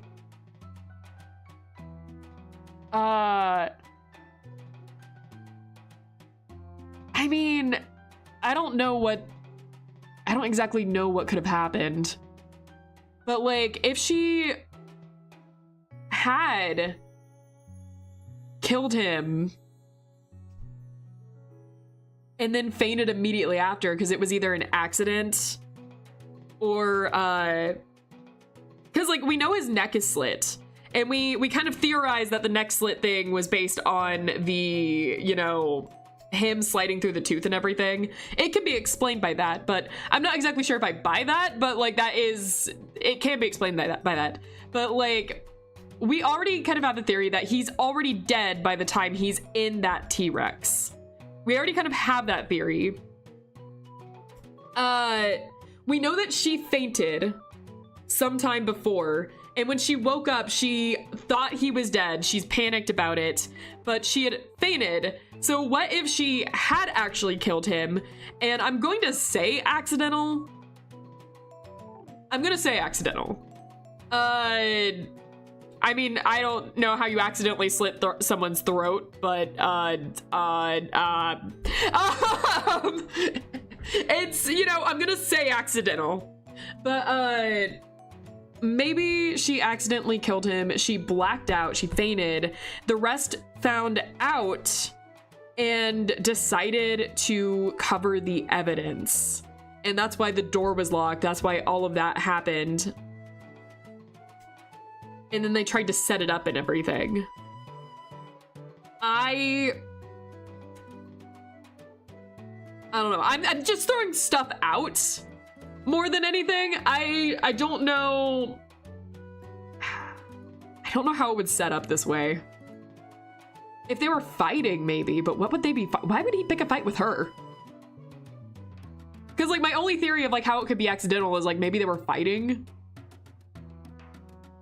But like physically fighting, but I don't know why he would pick a fight with her, like literally. Huh. I don't know. I'm just throwing it out there. I don't have a strong theory on this. It's just showing us how sharp the raptor claw is. Like it fell off easily. So we know like with any pressure it will fall off. If she was struggling maybe and like that had fallen off and like the whole classic like I'm using something to get this person off of me and she used that and it accidentally like slit his throat or something.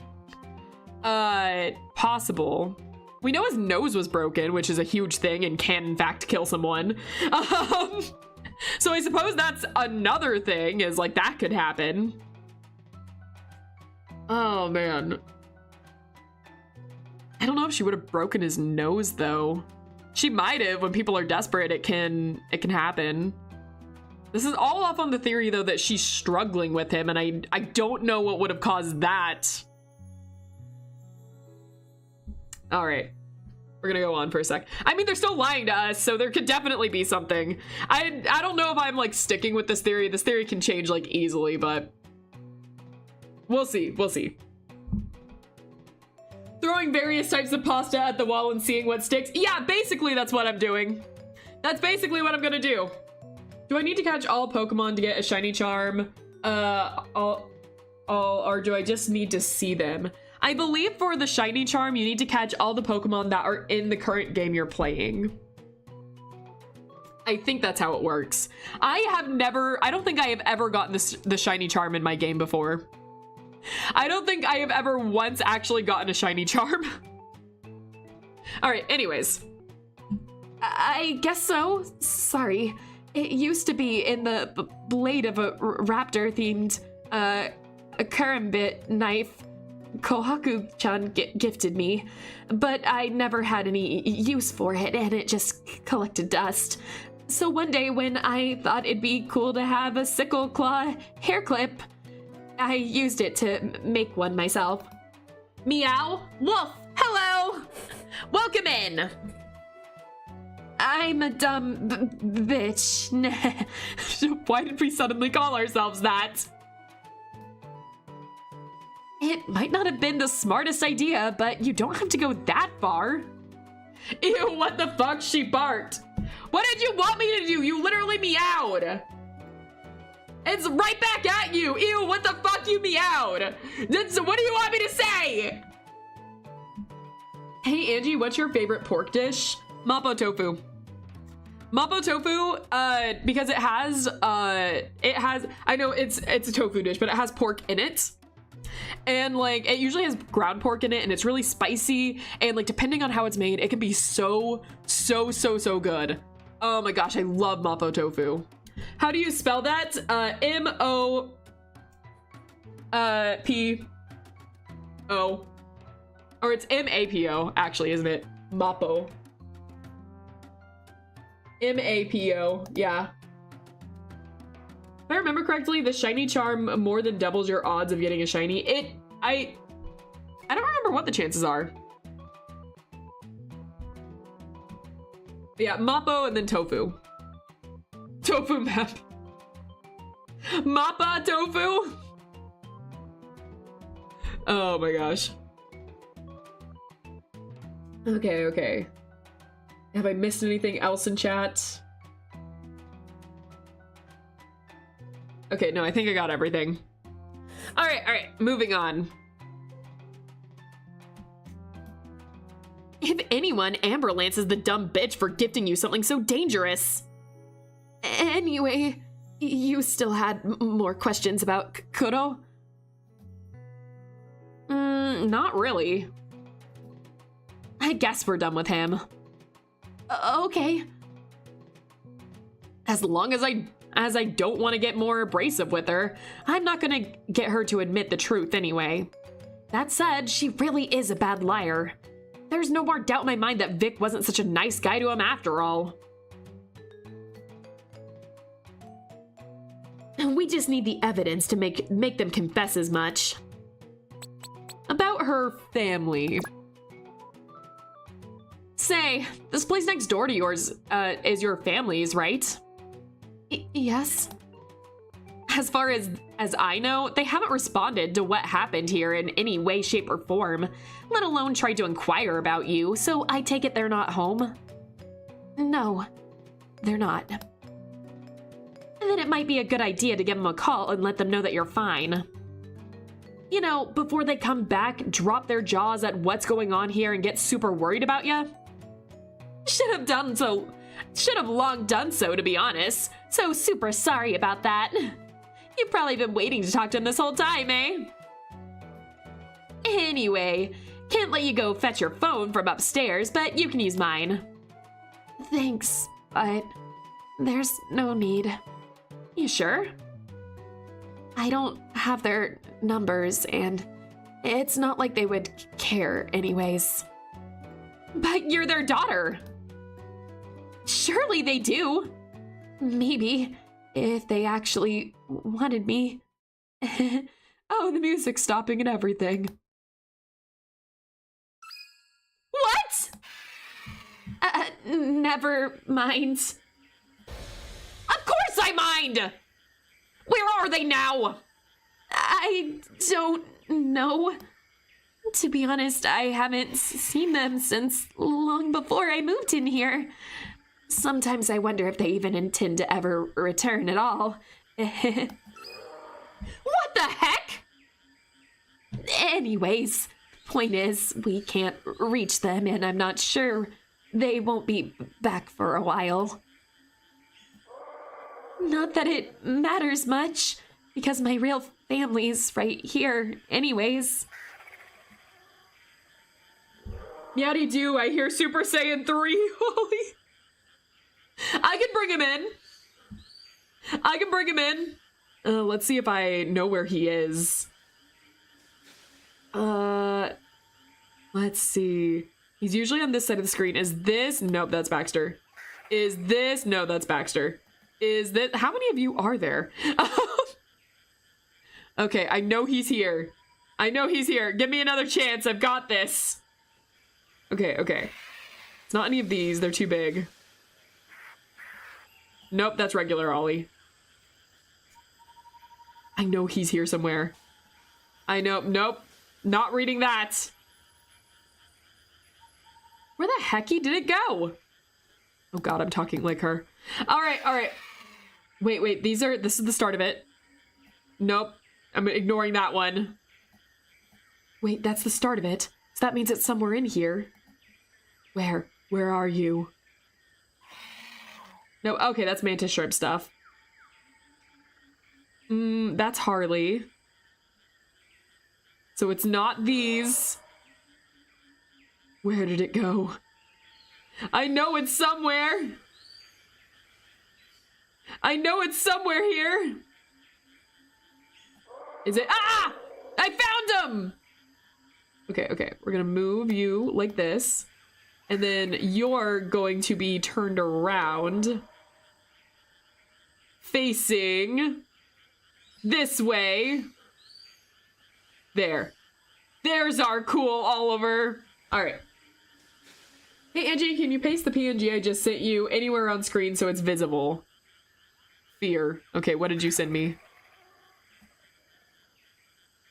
You know what? Yeah. Yeah. I'll post that. Gladly. I will gladly post that.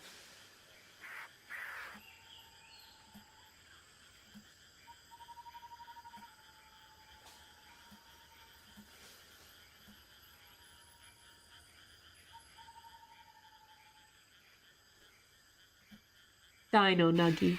All right, perfect. Okay, anyone else? Anyone else I missed? Let's see. Angie, remember the emoting T-Rex? Are you talking about the dancing T-Rex? I do remember it, but no one's requested it. Today I woke up and didn't choose violence, uwu and cozy. I love it. This is so nice. All right. Let's go. Now I'm even more curious what's going on with their folks. But I guess I shouldn't poke my nose any deeper into this than I already have.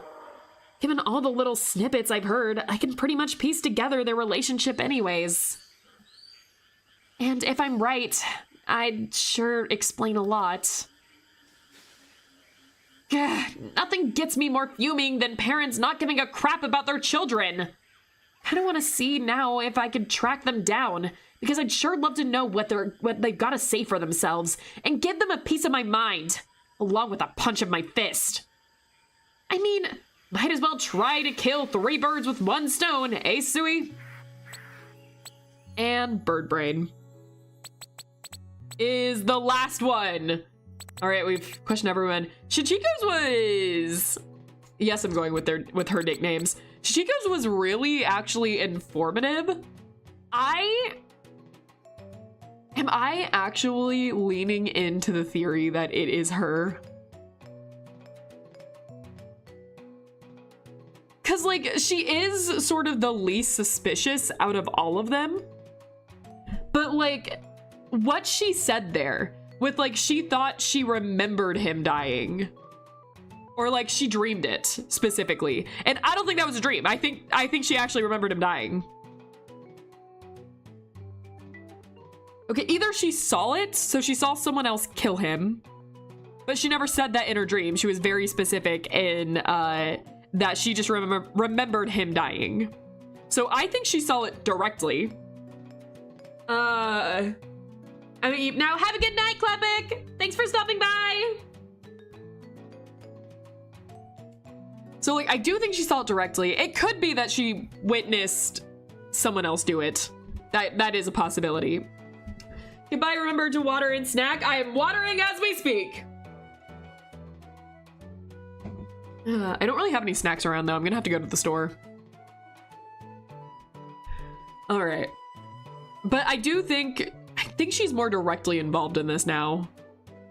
Either I'm gonna go officially. I think either that this was an accident, or I mean, I guess it could have not have been an accident, but I'm gonna say accident.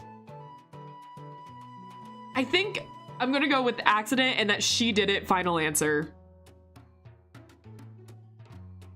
Well, not final answer. Not final answer, but where we're at right now. Not final answer. I'm not betting money on that, but like that's where I'm gonna go right now. I think it was her. It's just that the raptor claw pointing at that, like just pointing out how sharp it was, feels like a real like, why are we mentioning that one? And then on top of that, her dream and then her fainting.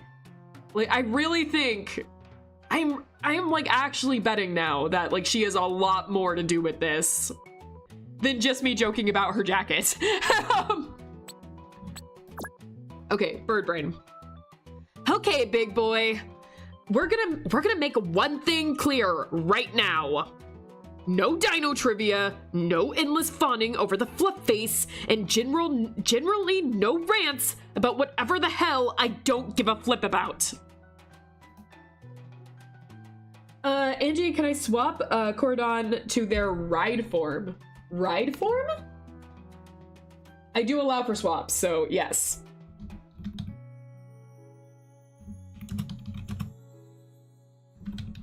Ride form.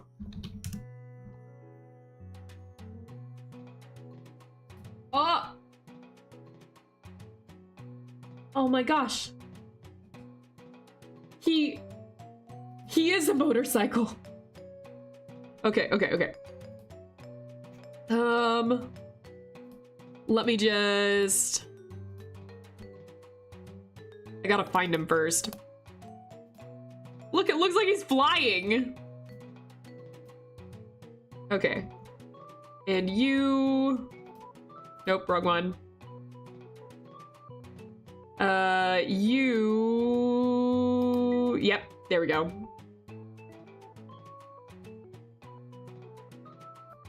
All right, perfect. Here we go. I answer questions. I answer questions, you ask them, and that'll be it. Understood? Wait a second. Yes, that's what she says. I answer questions, you ask them, and that'll be it. Understood? Wait, I ask the questions? I ain't no secret that you're dumb, but come on! You know what I meant! I was bird-brained for a second there, too. And what if I suddenly don't feel like answering questions anymore? Then I'll remind you that the longer this investigation's gonna last, the longer it'll take until you be reunited with the fluff face, and given how hot it is outside, the likelier it'll be for her to have turned into crispy chicken by now. What do you want to know? Come on, woman, fire away! Yeah, that'll get me moving too. As a pet owner, yeah, that'll get me moving too. If only manipulating the grumpy boy into talking was that easy. All right, about this morning. He has a lot more secrets he's gonna share. Your morning. No blatant lies, no convenient omissions, no irrelevant digressions. I want all the facts and only the facts, detailed yet concise. Go. All right. I was woken up by Ryu at 6 a.m., went to the backyard to get Lexi out of her muse, and put her on the bow perch for her early morning sunbath. Then I showered, got into costume, and went over my lines again until 7:30 a.m. when we started filming. About an hour later, we reviewed and discussed the footage where Ryu and I ended up having a bit of a disagreement over at least until Kudo's arrival brought an abrupt end to it. And why did he arrive? What did he want? What did you talk about? Tell me everything. There isn't much to tell, to be honest. He just wanted to see how the final shoot was going, so we had a chat about the scenes we had shot and what the argument was over, before concluding that it was best to have breakfast in order to both relax and recharge. Considering game mechanics, it's likely Birdbrain is the culprit, but lore-wise, probably the Mafia did it. I don't know about that. I don't know. You're thinking that he did it? I don't know. I'm not leaning towards that. At first I was, because of all the feathers. I was like, so... but I figured that was a red herring. And like, the more I play this, the more I'm just like, they haven't really said anything that makes me suspect him. Unless I'm just forgetting something. Shiku, Amber, Ryu, and I then all headed down to the kitchen, and Kudo stayed behind.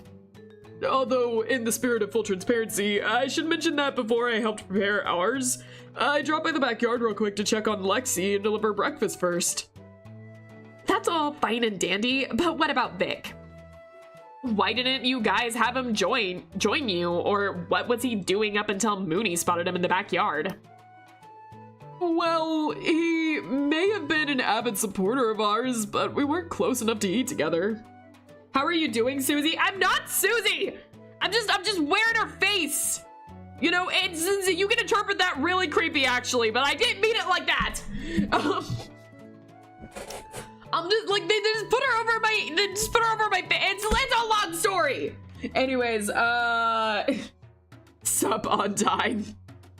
I guess that's more accurate lore-wise, but... Anyways, I'm doing good. How are you, Clown? Oh, man.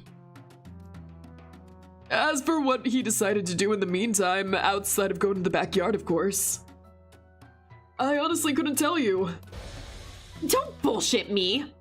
For real!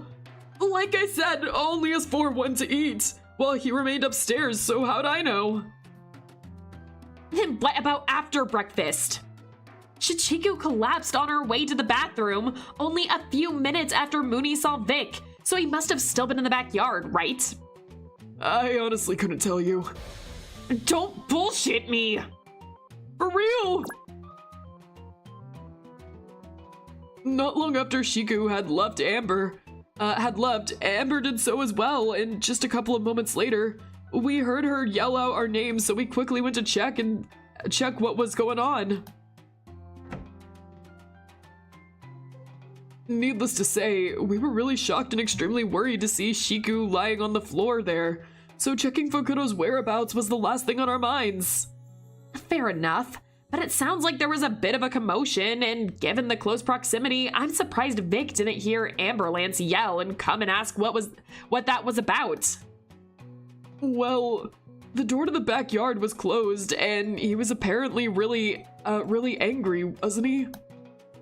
Maybe he didn't hear a thing over his own yelling, or maybe his call got through in the end, and he was too focused on it. Whatever the case, there's only one thing I can say for sure. After discussing what to do about Shiku, Amber decided to take care of him, while Ryu went to his room and returned to the kitchen to clean up. Once I was done, however, I headed out to the backyard again to bring Lexi inside, and by then, Kodo definitely wasn't there anymore. So where was he then? And don't give me that I honestly couldn't tell you crap. One of you guys must have informed him about what had happened to Shichiku, or he eventually came asking where she was and why the shoot didn't continue. Well, you're not gonna like this, but I honestly couldn't tell you. Don't bullshit me! But it's the truth. After getting Lexi, I brought her upstairs to my room where we spent our time editing footage from our previous shoots, all the way until we heard the animatronic collapse. In other words, I never saw Kodo again until he was, well, dead. Unless he was already dead. And that's why you can't tell us anything. So you're telling me you either forgot or just ignored the fact that he was even there? After what happened to Shiku, kinda, yeah. At some point, I just assumed that Ryu or Amber had informed him that the shoot was cancelled, and that he had therefore left. I was really surprised to learn that he'd actually stuck around the whole time. And do you have any idea why he might have done so? I think you perfectly know the answer to that. Ah, freaking damn it! I hate this guy so much! I'm sure he's lying. He's gotta be! And he perfectly knows that I can't really do anything about it. Which just pisses me off even more. So what about the discovery? Tell me a bit more about what happened there and the whole process that led you guys to deciding to hoodwink us. Well, there isn't really much to it. After overcoming the initial shock, I tried to calm down Lexi while walking along the railing to get a better look at the aftermath of what had happened.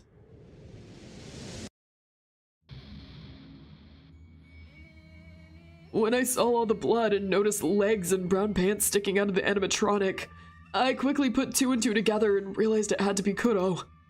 And it was also immediately clear to me that there was no way I could have survived that, so I stated as much. In response, Amber immediately called emergency services, while I headed downstairs where Ryu and I took a closer look at the poor guy. Once Amber had made the call, she joined us, while Shiku remained in the lobby and Runa and her friend had just arrived. I guess it doesn't really bear mentioning, but it was such a shocking event that we were all left speechless for a while, at least until a certain realization hit. if the policewoman found out that we had actually been acquainted with that loan shark, or rather questionable history, who had suddenly died in our very midst, they might jump to the wrong conclusion. Though even if they didn't, the whole thing wouldn't look all that good to our supporters, helpers, and potential future investors. So worried about our reputation and the possibility of false allegations, we concluded that it was best to simply hide our connection to him. And with that decision made, we came up with a quick and easy story while waiting for you. That's the honest truth and all there is to it. You can ask the others. They'll tell you the exact same thing. That sure is a very clean story. A little too clean for my taste. He just spent all of his time in his room until the incident and therefore can't say what Bick or even any of his buddies were up to? How convenient. Straightforward alibis like this are always the most suspicious. Anyway, there are still some questions left, and sooner or later, I know he'll slip up. Birdbrain sure ain't smart enough for deceptive shit. Okay, alright. About RPP. By now, it ain't talking, what am I saying? Alright. By now, it ain't taking Miss Morple to deduce that your relationship with that Mr. Grump ain't all that dandy. You two got into an argument right this morning, continued your bickering throughout the day, and then really went at it after your lies were exposed. Uh-oh. Okay. So, fun thing just happened on my end. For whatever reason, chat got disconnected to my OBS. So currently, I can't see any of you. So, no one do anything you're not supposed to? Alright, you've been warned, but I can't see any of you. I'm gonna try and reconnect that real fast. How did that even happen? But yeah, your chats might not show up in the top thing for a second. Let me see if I can do something about this real fast. Oh, right, before I forget, I did almost forget about one thing. Let me do something real fast. All right. It looks like chat is connected again, so we should be good. Also, welcome in, welcome in. All right, let me do something real fast because I forgot that it was the 1st of June. It's my birthday month. My birthday's next week. All right. Happy early birthday to me. Enjoy, whoever gets them. Enjoy! Oh, man. All right. Anyways, interesting. I do know some of the people that got membership this time. Nice. All right, moving on. Here we are. Okay, we already read that. From trying to shift the blame from your current situation on each other to even going into an all-out "I've never liked this" and that about you kerfuffle. Which makes you wonder how the two of you ever ended up becoming friends to begin with. I guess after what you've witnessed here, it might be hard to believe, but despite it all, I really do love that little Tyrannosaur. I met him 4 years ago on a filmmaking forum, where we started replying to each other in a thread about our favorite dinosaur movies and immediately hit it off. Endless essay-sized private messages eventually turned into hour-long calls after a good 2 years of that. We had our first real-life meeting at the opening of a dinosaur exhibition over in Mutsuki. It was really a fun day. Despite our age gap and it being our first face-to-face encounter, we got along extraordinarily well. Everything just felt natural, like we've been friends all our lives.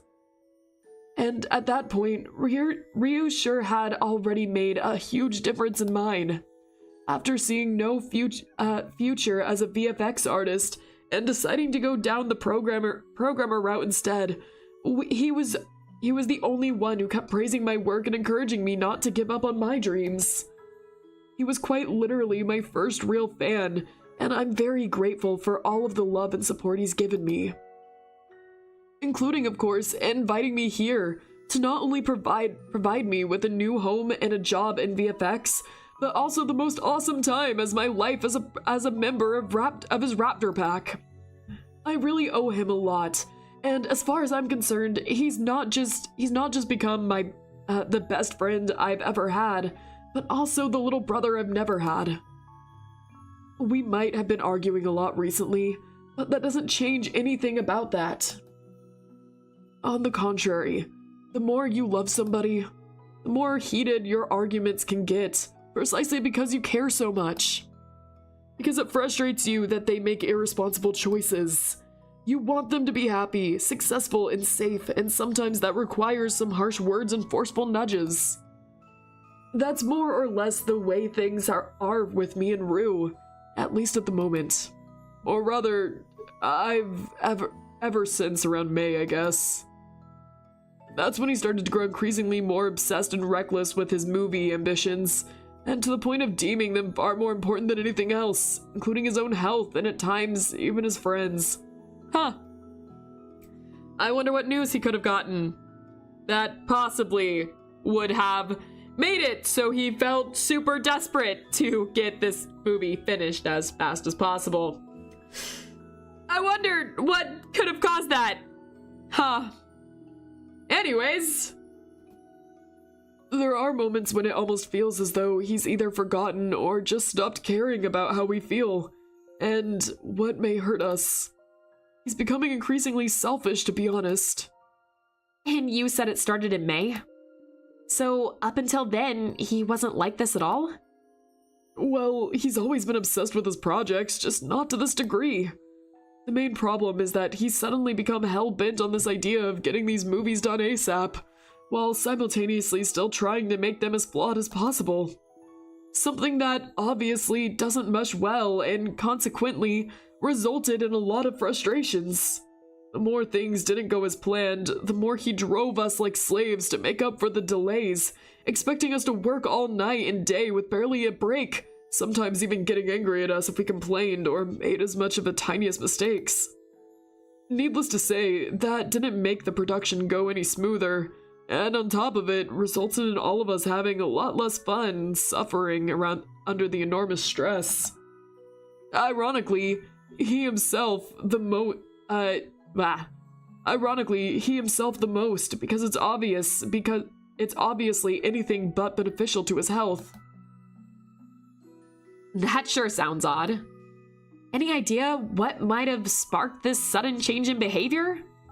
Well, I can think of a few things. For one, working on these movie projects was mostly fun and games in the beginning and therefore rather carefree endeavor. It all became quite a bit more serious once we got into the actual business side of things, though. Being the head of an indie film group comes with a lot of responsibilities and tough challenges, especially if you want things to be profitable enough to continue them in the future and create even bigger and more impressive projects.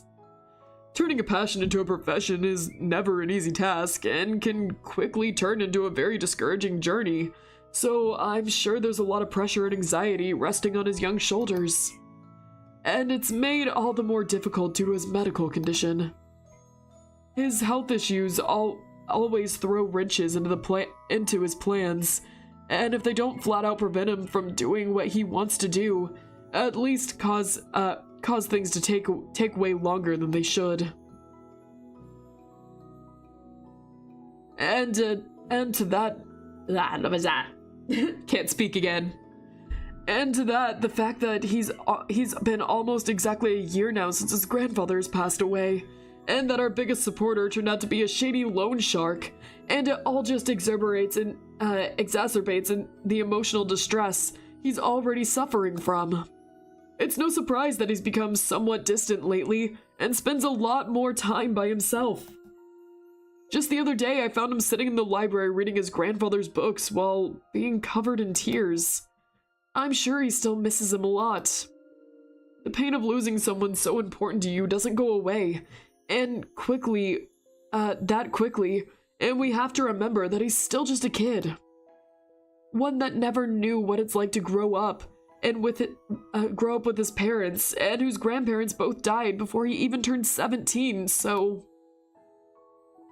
When you take all of that into account, it's hard to get angry at him for his recent behavior. And believe me, I have a lot of sympathy for him. But at the same time, I can't just stand idly by whenever his frustrations hit another peak, and he begins to vent his anger on his friends. Or when he refuses to take his antibiotics because he doesn't have the time. Yeah, definitely not that one. That's why sometimes I lose the patience as well, even though I should know better. I just played a little Violet Pokemon and still not find a shiny. I don't have luck. It's hard, man. Like I said, for like that shiny Stuffle, it took me 3 days in Sword and Shield. Shiny hunting is just really hard. I feel shame for yelling at him, but again, I don't do it because I can't stand him. It's because I can't keep watching him do this to himself and to the people who love him. I really miss those times from before we seriously got into filmmaking. Sometimes I wonder if it may have been a mistake. Those carefree days of just pitching back and forth ideas and letting our fantasies run wild were simply the best. But then again, life can't be just all dreams, can it? Anyhow, sorry for rambling. I really do have problems holding back once I get started. But that's the way I feel about Ryu. I've never met anyone who understands me and cares about me as much as he does. At least when he's not under stress. And of course outside of Amber and Shiku. I may have only moved in here in March, but I already see them as a family too. So I'm very grateful to Ryu for introducing me to them and bringing us all together. More grateful than he could ever imagine. Huh. If there's one thing I can be sure, this guy isn't lying to me about, it's his feelings for his friends. I almost envy them and feel sorry for things having turned out this way. Just what's gotten into this little guy to make him change so much in such a short while, and to suddenly start treating his friends like this? I have some real bad news. I have such real bad news. Only game of Pokemon where I have shinies is Pokemon Go. Pokemon Go, I think, is the only Pokemon game I've seen where they make it pretty easy to get shinies. There must be more to it than what Birdbrain laid out, I feel. But I guess that's something only the twerp himself can enlighten me on. Alright, let's go to Vic. So, what was your personal opinion of Vic? No matter what the twerp's saying, I have a hard time picturing you to be a big fan of him, given how he treated your birdie. At the very least, whatever you thought of him before probably changed after he threw rocks at her, eh? To be completely frank, I could never stand the guy, even before he hurt her. Go on. It's true that he was acting super nice towards us right from the get-go, and that he was a great help in regards to our movie. However, even before we learned of his background, I always found the guy suspicious. It's hard to put into words, but something just seemed off. Therefore, I cut my personal interaction with him to the absolute minimum. Sometimes you just meet people who rub you the wrong way, and no matter what they do, you can't get over disliking them. Very true. That said, my suspicions ultimately were confirmed when the loan shark thing came to light. Finally, there was the good reason to cut ties with him instead of just an iffy feeling. But as Ryu already told you at that point, we were too scared to antagonize him. That's why we continued to tolerate his visits and kept pretending to like him. Which for me became a lot more difficult, especially after the incident with Lexi earlier this month. According to Mooney, he was trying to have a phone call, but the Fluffface kept interrupting him, and so he decided to haul rocks at her to shut her up, right? Yeah. Where were you at that time? In the dining room, setting the table for breakfast. I saw everything through the window and bolted outside to intervene, but was sadly too late to save poor Lexi from getting hurt. I can imagine how you must have felt about that. So what did you say to Vic? Nothing. He told me to do something about that annoying beak of hers. Called my poor baby a dumb bitch and walked away.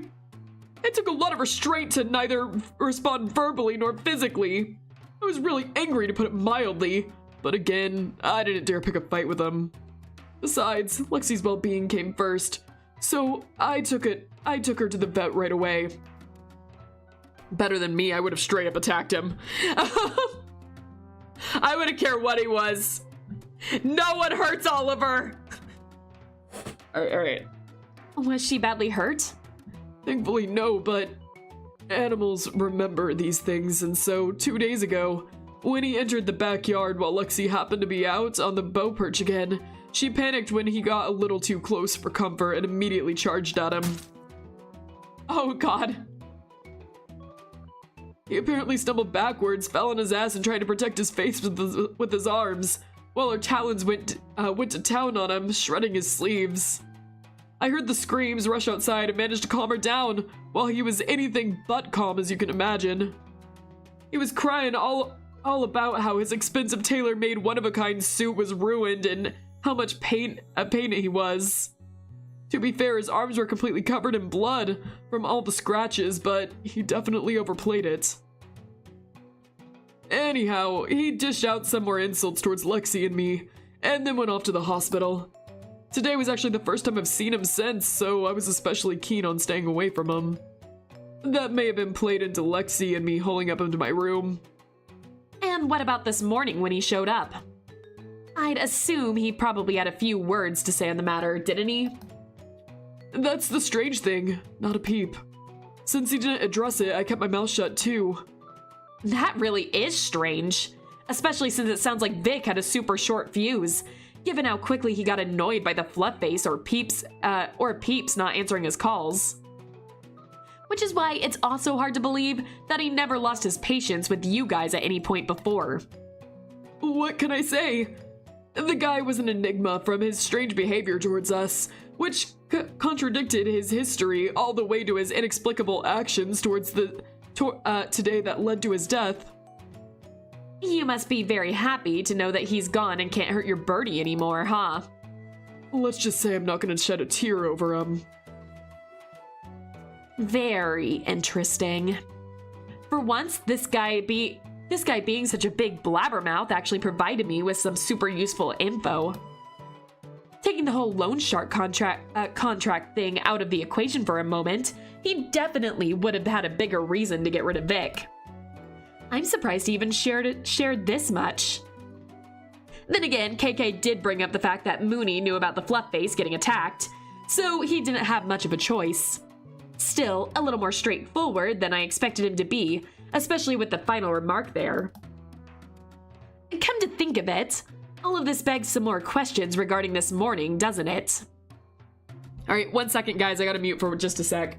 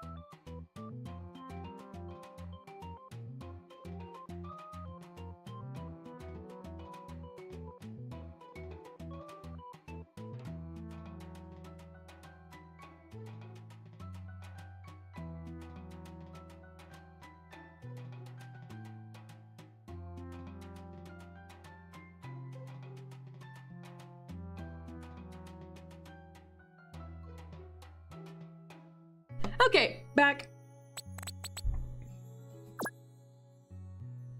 You know, given what happened between them only 2 days ago, I'm surprised Vic tried to have another call in the backyard this morning, despite your birdie sitting right there in the open again. That's what I was thinking. Like, didn't he talk this morning? I would have been too scared to receive some more claw marks. Well, as you know, it's not like Lexi's completely free to roam as she pleases. As always, I had her tethered to the bow perch with a leash. It's just long enough to allow her to bait. Wow. It's just long enough to allow her to bait at the ground and hop around without it getting tangled. The mistake Kuro made the other day was that he got too close when he tried to intimidate her into being quiet again, but he may have learned from it and simply kept his distance. As long as he stayed out of Leisha's range, there was no danger of him getting harmed. And what about the potential danger of the fluff base getting harmed again? Were you not worried about Vic trying to get some revenge? After he showed up here, I would have either brought her to my room or safely locked her in whatever cage that thing is called again. You mean her muse? And well, I did consider it, which is part of the reason I went to check on her before heading to the kitchen, but in the end, I decided to leave her on her perch. Call me naive, stupid, or whatever, but I really thought that Kuro was going to stay upstairs and didn't expect him to enter to the backyard after, while we were eating. Besides, I could keep an eye on her through the dining room windows. Keeping her in her view didn't protect her with those rocks though, did it? Also, regarding them windows, didn't you mean you should have seen and heard Vic if he was moving around angrily yelling at his phone?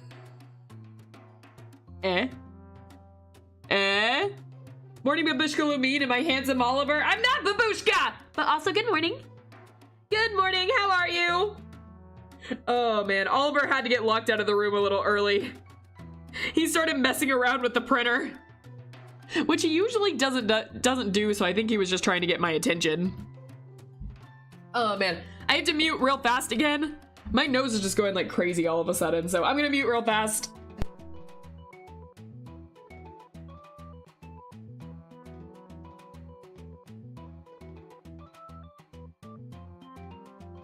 All right, we should be good. We had the windows closed to prevent the hot air from coming in and... I guess he must have stuck close to the staircase and the entrance to the backyard, where he would have been in a blind spot from our view in the dining table. I mean, the stairs led up to the laundry room, which is directly next to the studio, so it makes sense for him to take the route to get outside, wouldn't it? And he would have also had a safe distance to Lexi there. I can't deny that, but my bullshit detection gauge is going crazy right now. Yeah, same. I'm super certain. Excuse me. I'm super certain that. Excuse me again? I'm super certain what he just told me doesn't quite line up with the reality of this morning. Question is, why'd he lie about it? We already know for sure that Vic and the Flutface were both out there, so why make up bullshit explanations as to why they were there together? Or why he couldn't have seen or heard Vic? Here's hoping Ray Ray will get around to checking the backyard soon and find something to give us some answers and prove my suspicions to be correct. Because I'm super sure they are. Anyway, looks like with this, them interviews are finally done. Phew. Now counting the little Grumpster, of course. Sure was a lot to gobble up, and there were definitely still a whole bunch of lies and iffy little bits sprinkled throughout their individual stories, but for whatever it's worth, they at least don't seem to contain any blatant contradictions. I saw that you played Balatro. Would you sometime play again? I would, actually. That was a really fun game. I would really like to play that again. I'll have to see when I have time. There are some other things that there's so many games I want to play. There's so many games I want to play. But yeah, Balatro was a lot of fun. I definitely would want to play that again. New month start, time to break some glass, Oliver. No, not again. Don't break glass again. So to summarize, oh my gosh, I'm losing my voice. I might have to end at the end of this interview. I think I really am losing my voice. So I might have to end at the end of this one. So to summarize, After Vic had shown up here, these raptor bozos first decided to have breakfast together and then went off to do their individual stuffs, throughout which none of those three caught as much as a peek of him until he got chomped. According to Shichiku, he was with Mr. Grump. However, when she and Amberlance went to greet Mooney and Takashira, which would mean that Vic died right after leaving his room, making the little pest by far the most suspicious out of the bunch now. I wonder, did he somehow push Vic over the railing after all? It'd sure be nice to know what exactly went down there, specifically what the two of them were talking about, but that's something only the twerp could let us in on. And he sure ain't gonna do that. Not until we've got some hard evidence to force him to. Anyways, disregarding their quality. Can you hear my voice getting more and more gravelly as I speak? I'm gonna grab water real fast. I'm not gonna put up the be right back sign. I will be right back in just a sec. I'm just gonna fill my glass real fast.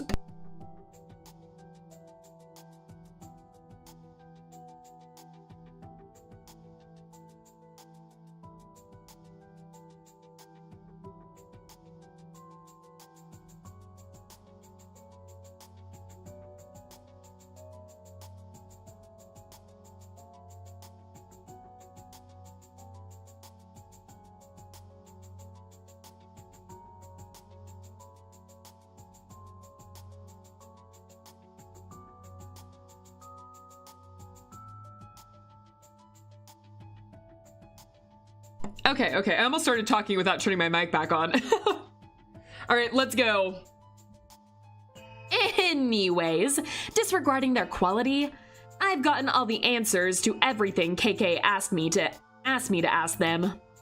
Except for what happened to Vic's broken snifferito, but in the end, there wasn't much point in bringing that up. And if Shinpin's right, and it did get busted between Vic's arrival and him trying to make that call, they've all got super convenient alibis for that time frame. Though I wouldn't be surprised if I was just served another huge portion of Septolini, and they never went to have breakfast. Once again, calling out my my friends for playing games. Or one of them simply cleaned Vic's clock right upon arrival or something. But of course, they'd never admit to that. Gah, it really looks like I need that evidence KK promised if I ever want to be sure to get the real truth here.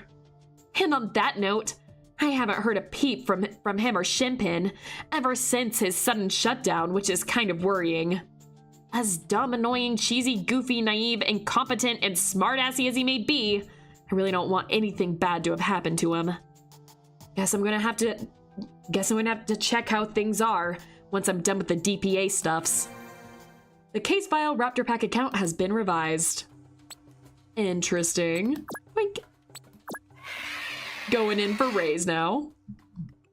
Best girl. Okay, real fast.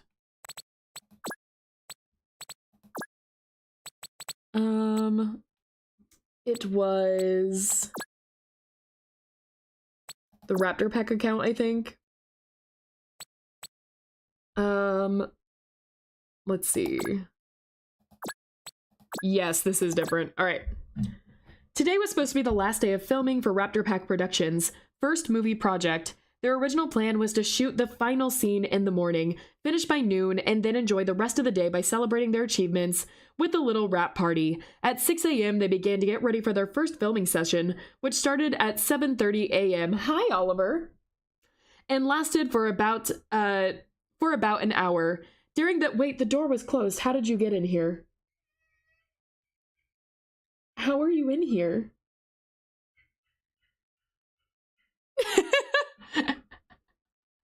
Okay, I'll take that. Sure.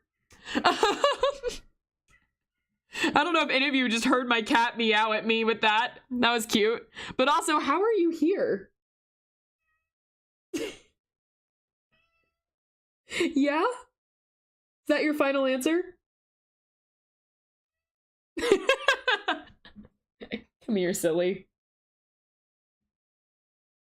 Cutie. All right. Oh, man. At 6 a.m., they began to get ready for their first filming session, which started at 7:30 a.m. and lasted for about an hour. During their break, they got into an argument due to the creative differences, although it was soon interrupted by the unexpected arrival of Kuro Mikazuki. Following this, RPP decided to have breakfast to calm down while their visitor apparently chose to kill time by himself until they would finish. They did so around 9:15 a.m., which was when Shiku Juda went to the bathroom and on her way there collapsed due to fatigue. While carrying her to her room, Amber Harding broke a picture frame upstairs, and after laying her friend to bed, cut her palm on the shards. While trying to clean up once she had tended to her wound, she returned to Juda's side and stayed with her until 10:30 a.m., when she woke her up from a nightmare in which Juda stumbled upon a dead Mikazuki. Hear me out for something. It's definitely possible she could have cut her hand on the shards of the glass. But is it possible she actually cut her hand on the hair clip? On the raptor claw hair clip? Like, if that was used as the weapon, but Shiku fainted, she could have cleaned it off and cut her hand and then put it back on while she was sleeping and everything, trying to hide the evidence. Huh. I'm just throwing things out. Like, this is, as was stated earlier, this is just throwing pasta at the wall to see what sticks. But like, I'm just reading this. We know that that thing is sharp now. And like, we'll cut you for just picking it up and stuff. Like, it's very sharp. And then she could have faked the glass thing and just used that as an excuse. The glass thing is still very possible, don't get me wrong. But if we're just like trying to cover up something, that could be a way that we try to cover that up. Anyways, moving on. Let's see. While carrying her to her room, Amber Harding broke the picture frame. She returned to Jura's side and stayed with her until 10:30 a.m. when she woke up from her nightmare in which Jura had stumbled upon a dead Mikazuki. Okay, so in their nightmare, she stumbled upon a dead Mikazuki.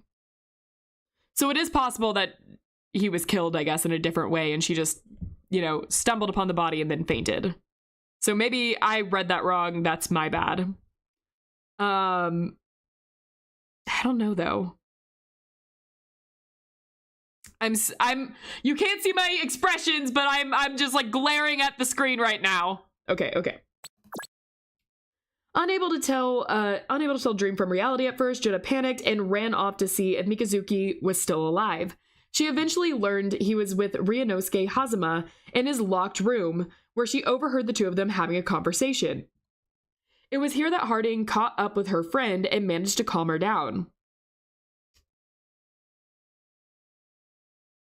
Were they actually having a conversation? If he's already dead. If we're going with the assumption that he's already dead, were they actually having a conversation, or was he trying to recreate his voice? Like, because we know, like, we hear him scream in this one part. Like, he's screaming on the monitor going like, ah, no, fuck, damn, as he's falling into the mouth. But if he's already dead, then we need that voice. We need a clip of that voice to put there. And maybe he was trying to create that voice. You know, he does know editing, so he could have been trying to create that voice sample. And that's what she heard, and that's why she's uncomfortable, like, saying anything. Like, what they were talking about, because he was just cussing up a storm in there. Or specifically, that was what he was trying to create. If I'm making sense. Hopefully I'm making sense right now. Okay, good luck with the game. So bye in peace. Glad to be here and talk with you, Angie Lumine. Glad to be here and talk with you too. Thanks for stopping by. I hope you have a good night. But like, could he have locked the door and what they was actually doing was creating these sound files? Instead, they were not talking to each other. Okay. It was here that Harding caught up with her friend and managed to calm her down.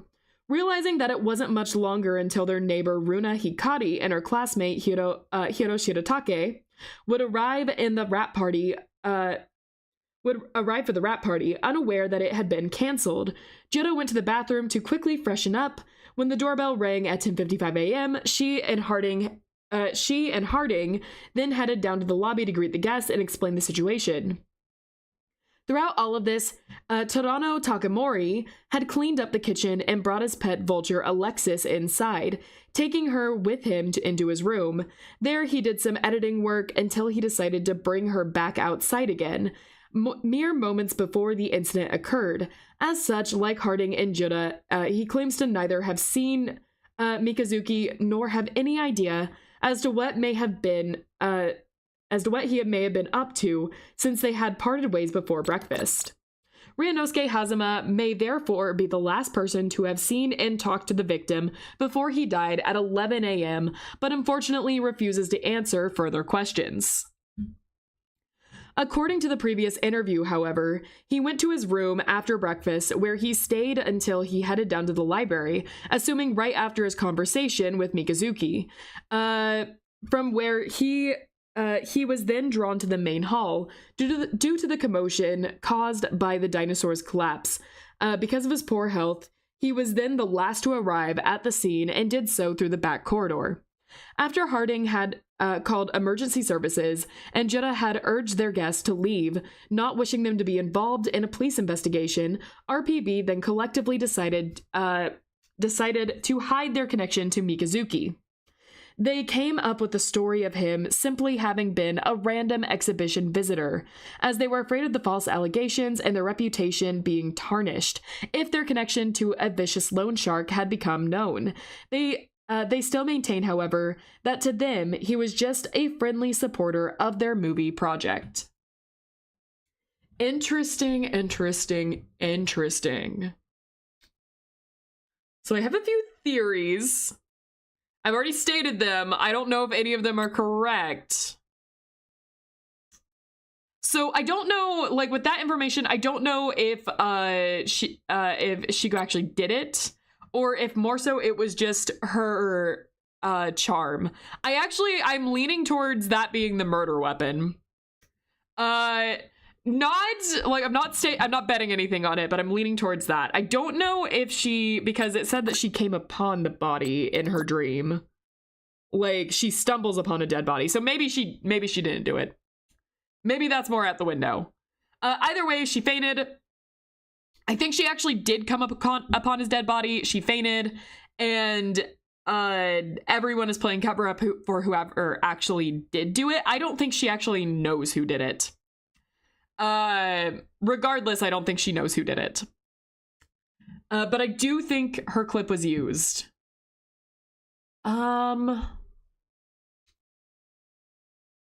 Yeah, so I'm wondering if she actually cut her hand on the clip.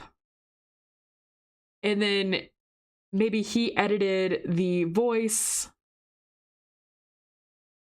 I don't know. What were you doing? Why are you lying about this? I don't know. Well, I know why you're lying about this, but there's so much more that's... Okay, all right. I'm going to have to go back and like read everything, but I'm not going to do that right now. Because I don't know if you guys have noticed, but my voice is kind of dying, and I don't want to lose my voice because I'm streaming tomorrow? We're streaming a member stream tomorrow. I'm doing fan art tomorrow. We're drawing. And while those are kind of lighter on the talking, I do like chatting in those, so I would like to chat still. So even though I want to keep going, I'm probably gonna go ahead and end things here today. Unfortunately, because I would actually really like to continue and finish the investigation on Rayside. Because I've been really curious about this part for a while. Nice little Jurassic Park logo over here. Anyways. Oh man, this room is amazing. Anyways. That being said, I'm probably gonna go ahead and have to end things here. I did want to keep going, but my voice is just not lasting. It kind of hurts to speak right now. That's what happens when you're sick, though. I'm getting over it. It's slowly finishing. Hopefully I get the rest of it knocked out this week. Thank you for pulling through up to this point. I was really enjoying myself. I don't want to stop, but it is what it is. Anyways, we will continue with more Genba soon. I'm really excited for the rest of this. I am so excited. I'm pretty sure we're getting closer to the end now, because this is chapter 4 and there's 5 chapters, and like, I'm so curious, man. I'm so curious. But regardless, thank you guys so much for joining me up until this moment. If you're curious about the game, like I am, link in the description, as always. Play it for yourselves, find out who it is before me, you know, don't spoil anything. Take care and wishing your recovery is as swift as a velociraptor. Thank you so much! Oh, man. Anyways, thank you guys for joining me. I hope you guys either have a good day, night, whatever. I hope you have a good one. Regardless, if you like this video, please like and subscribe. You do not have to, but I'd appreciate it a lot if you did, but I'll appreciate you guys either ways just for being here. I don't have anything cool to end off on to say, so all I will say is Jurassic Park is the best movie in the world. I do not take constructive criticism on this.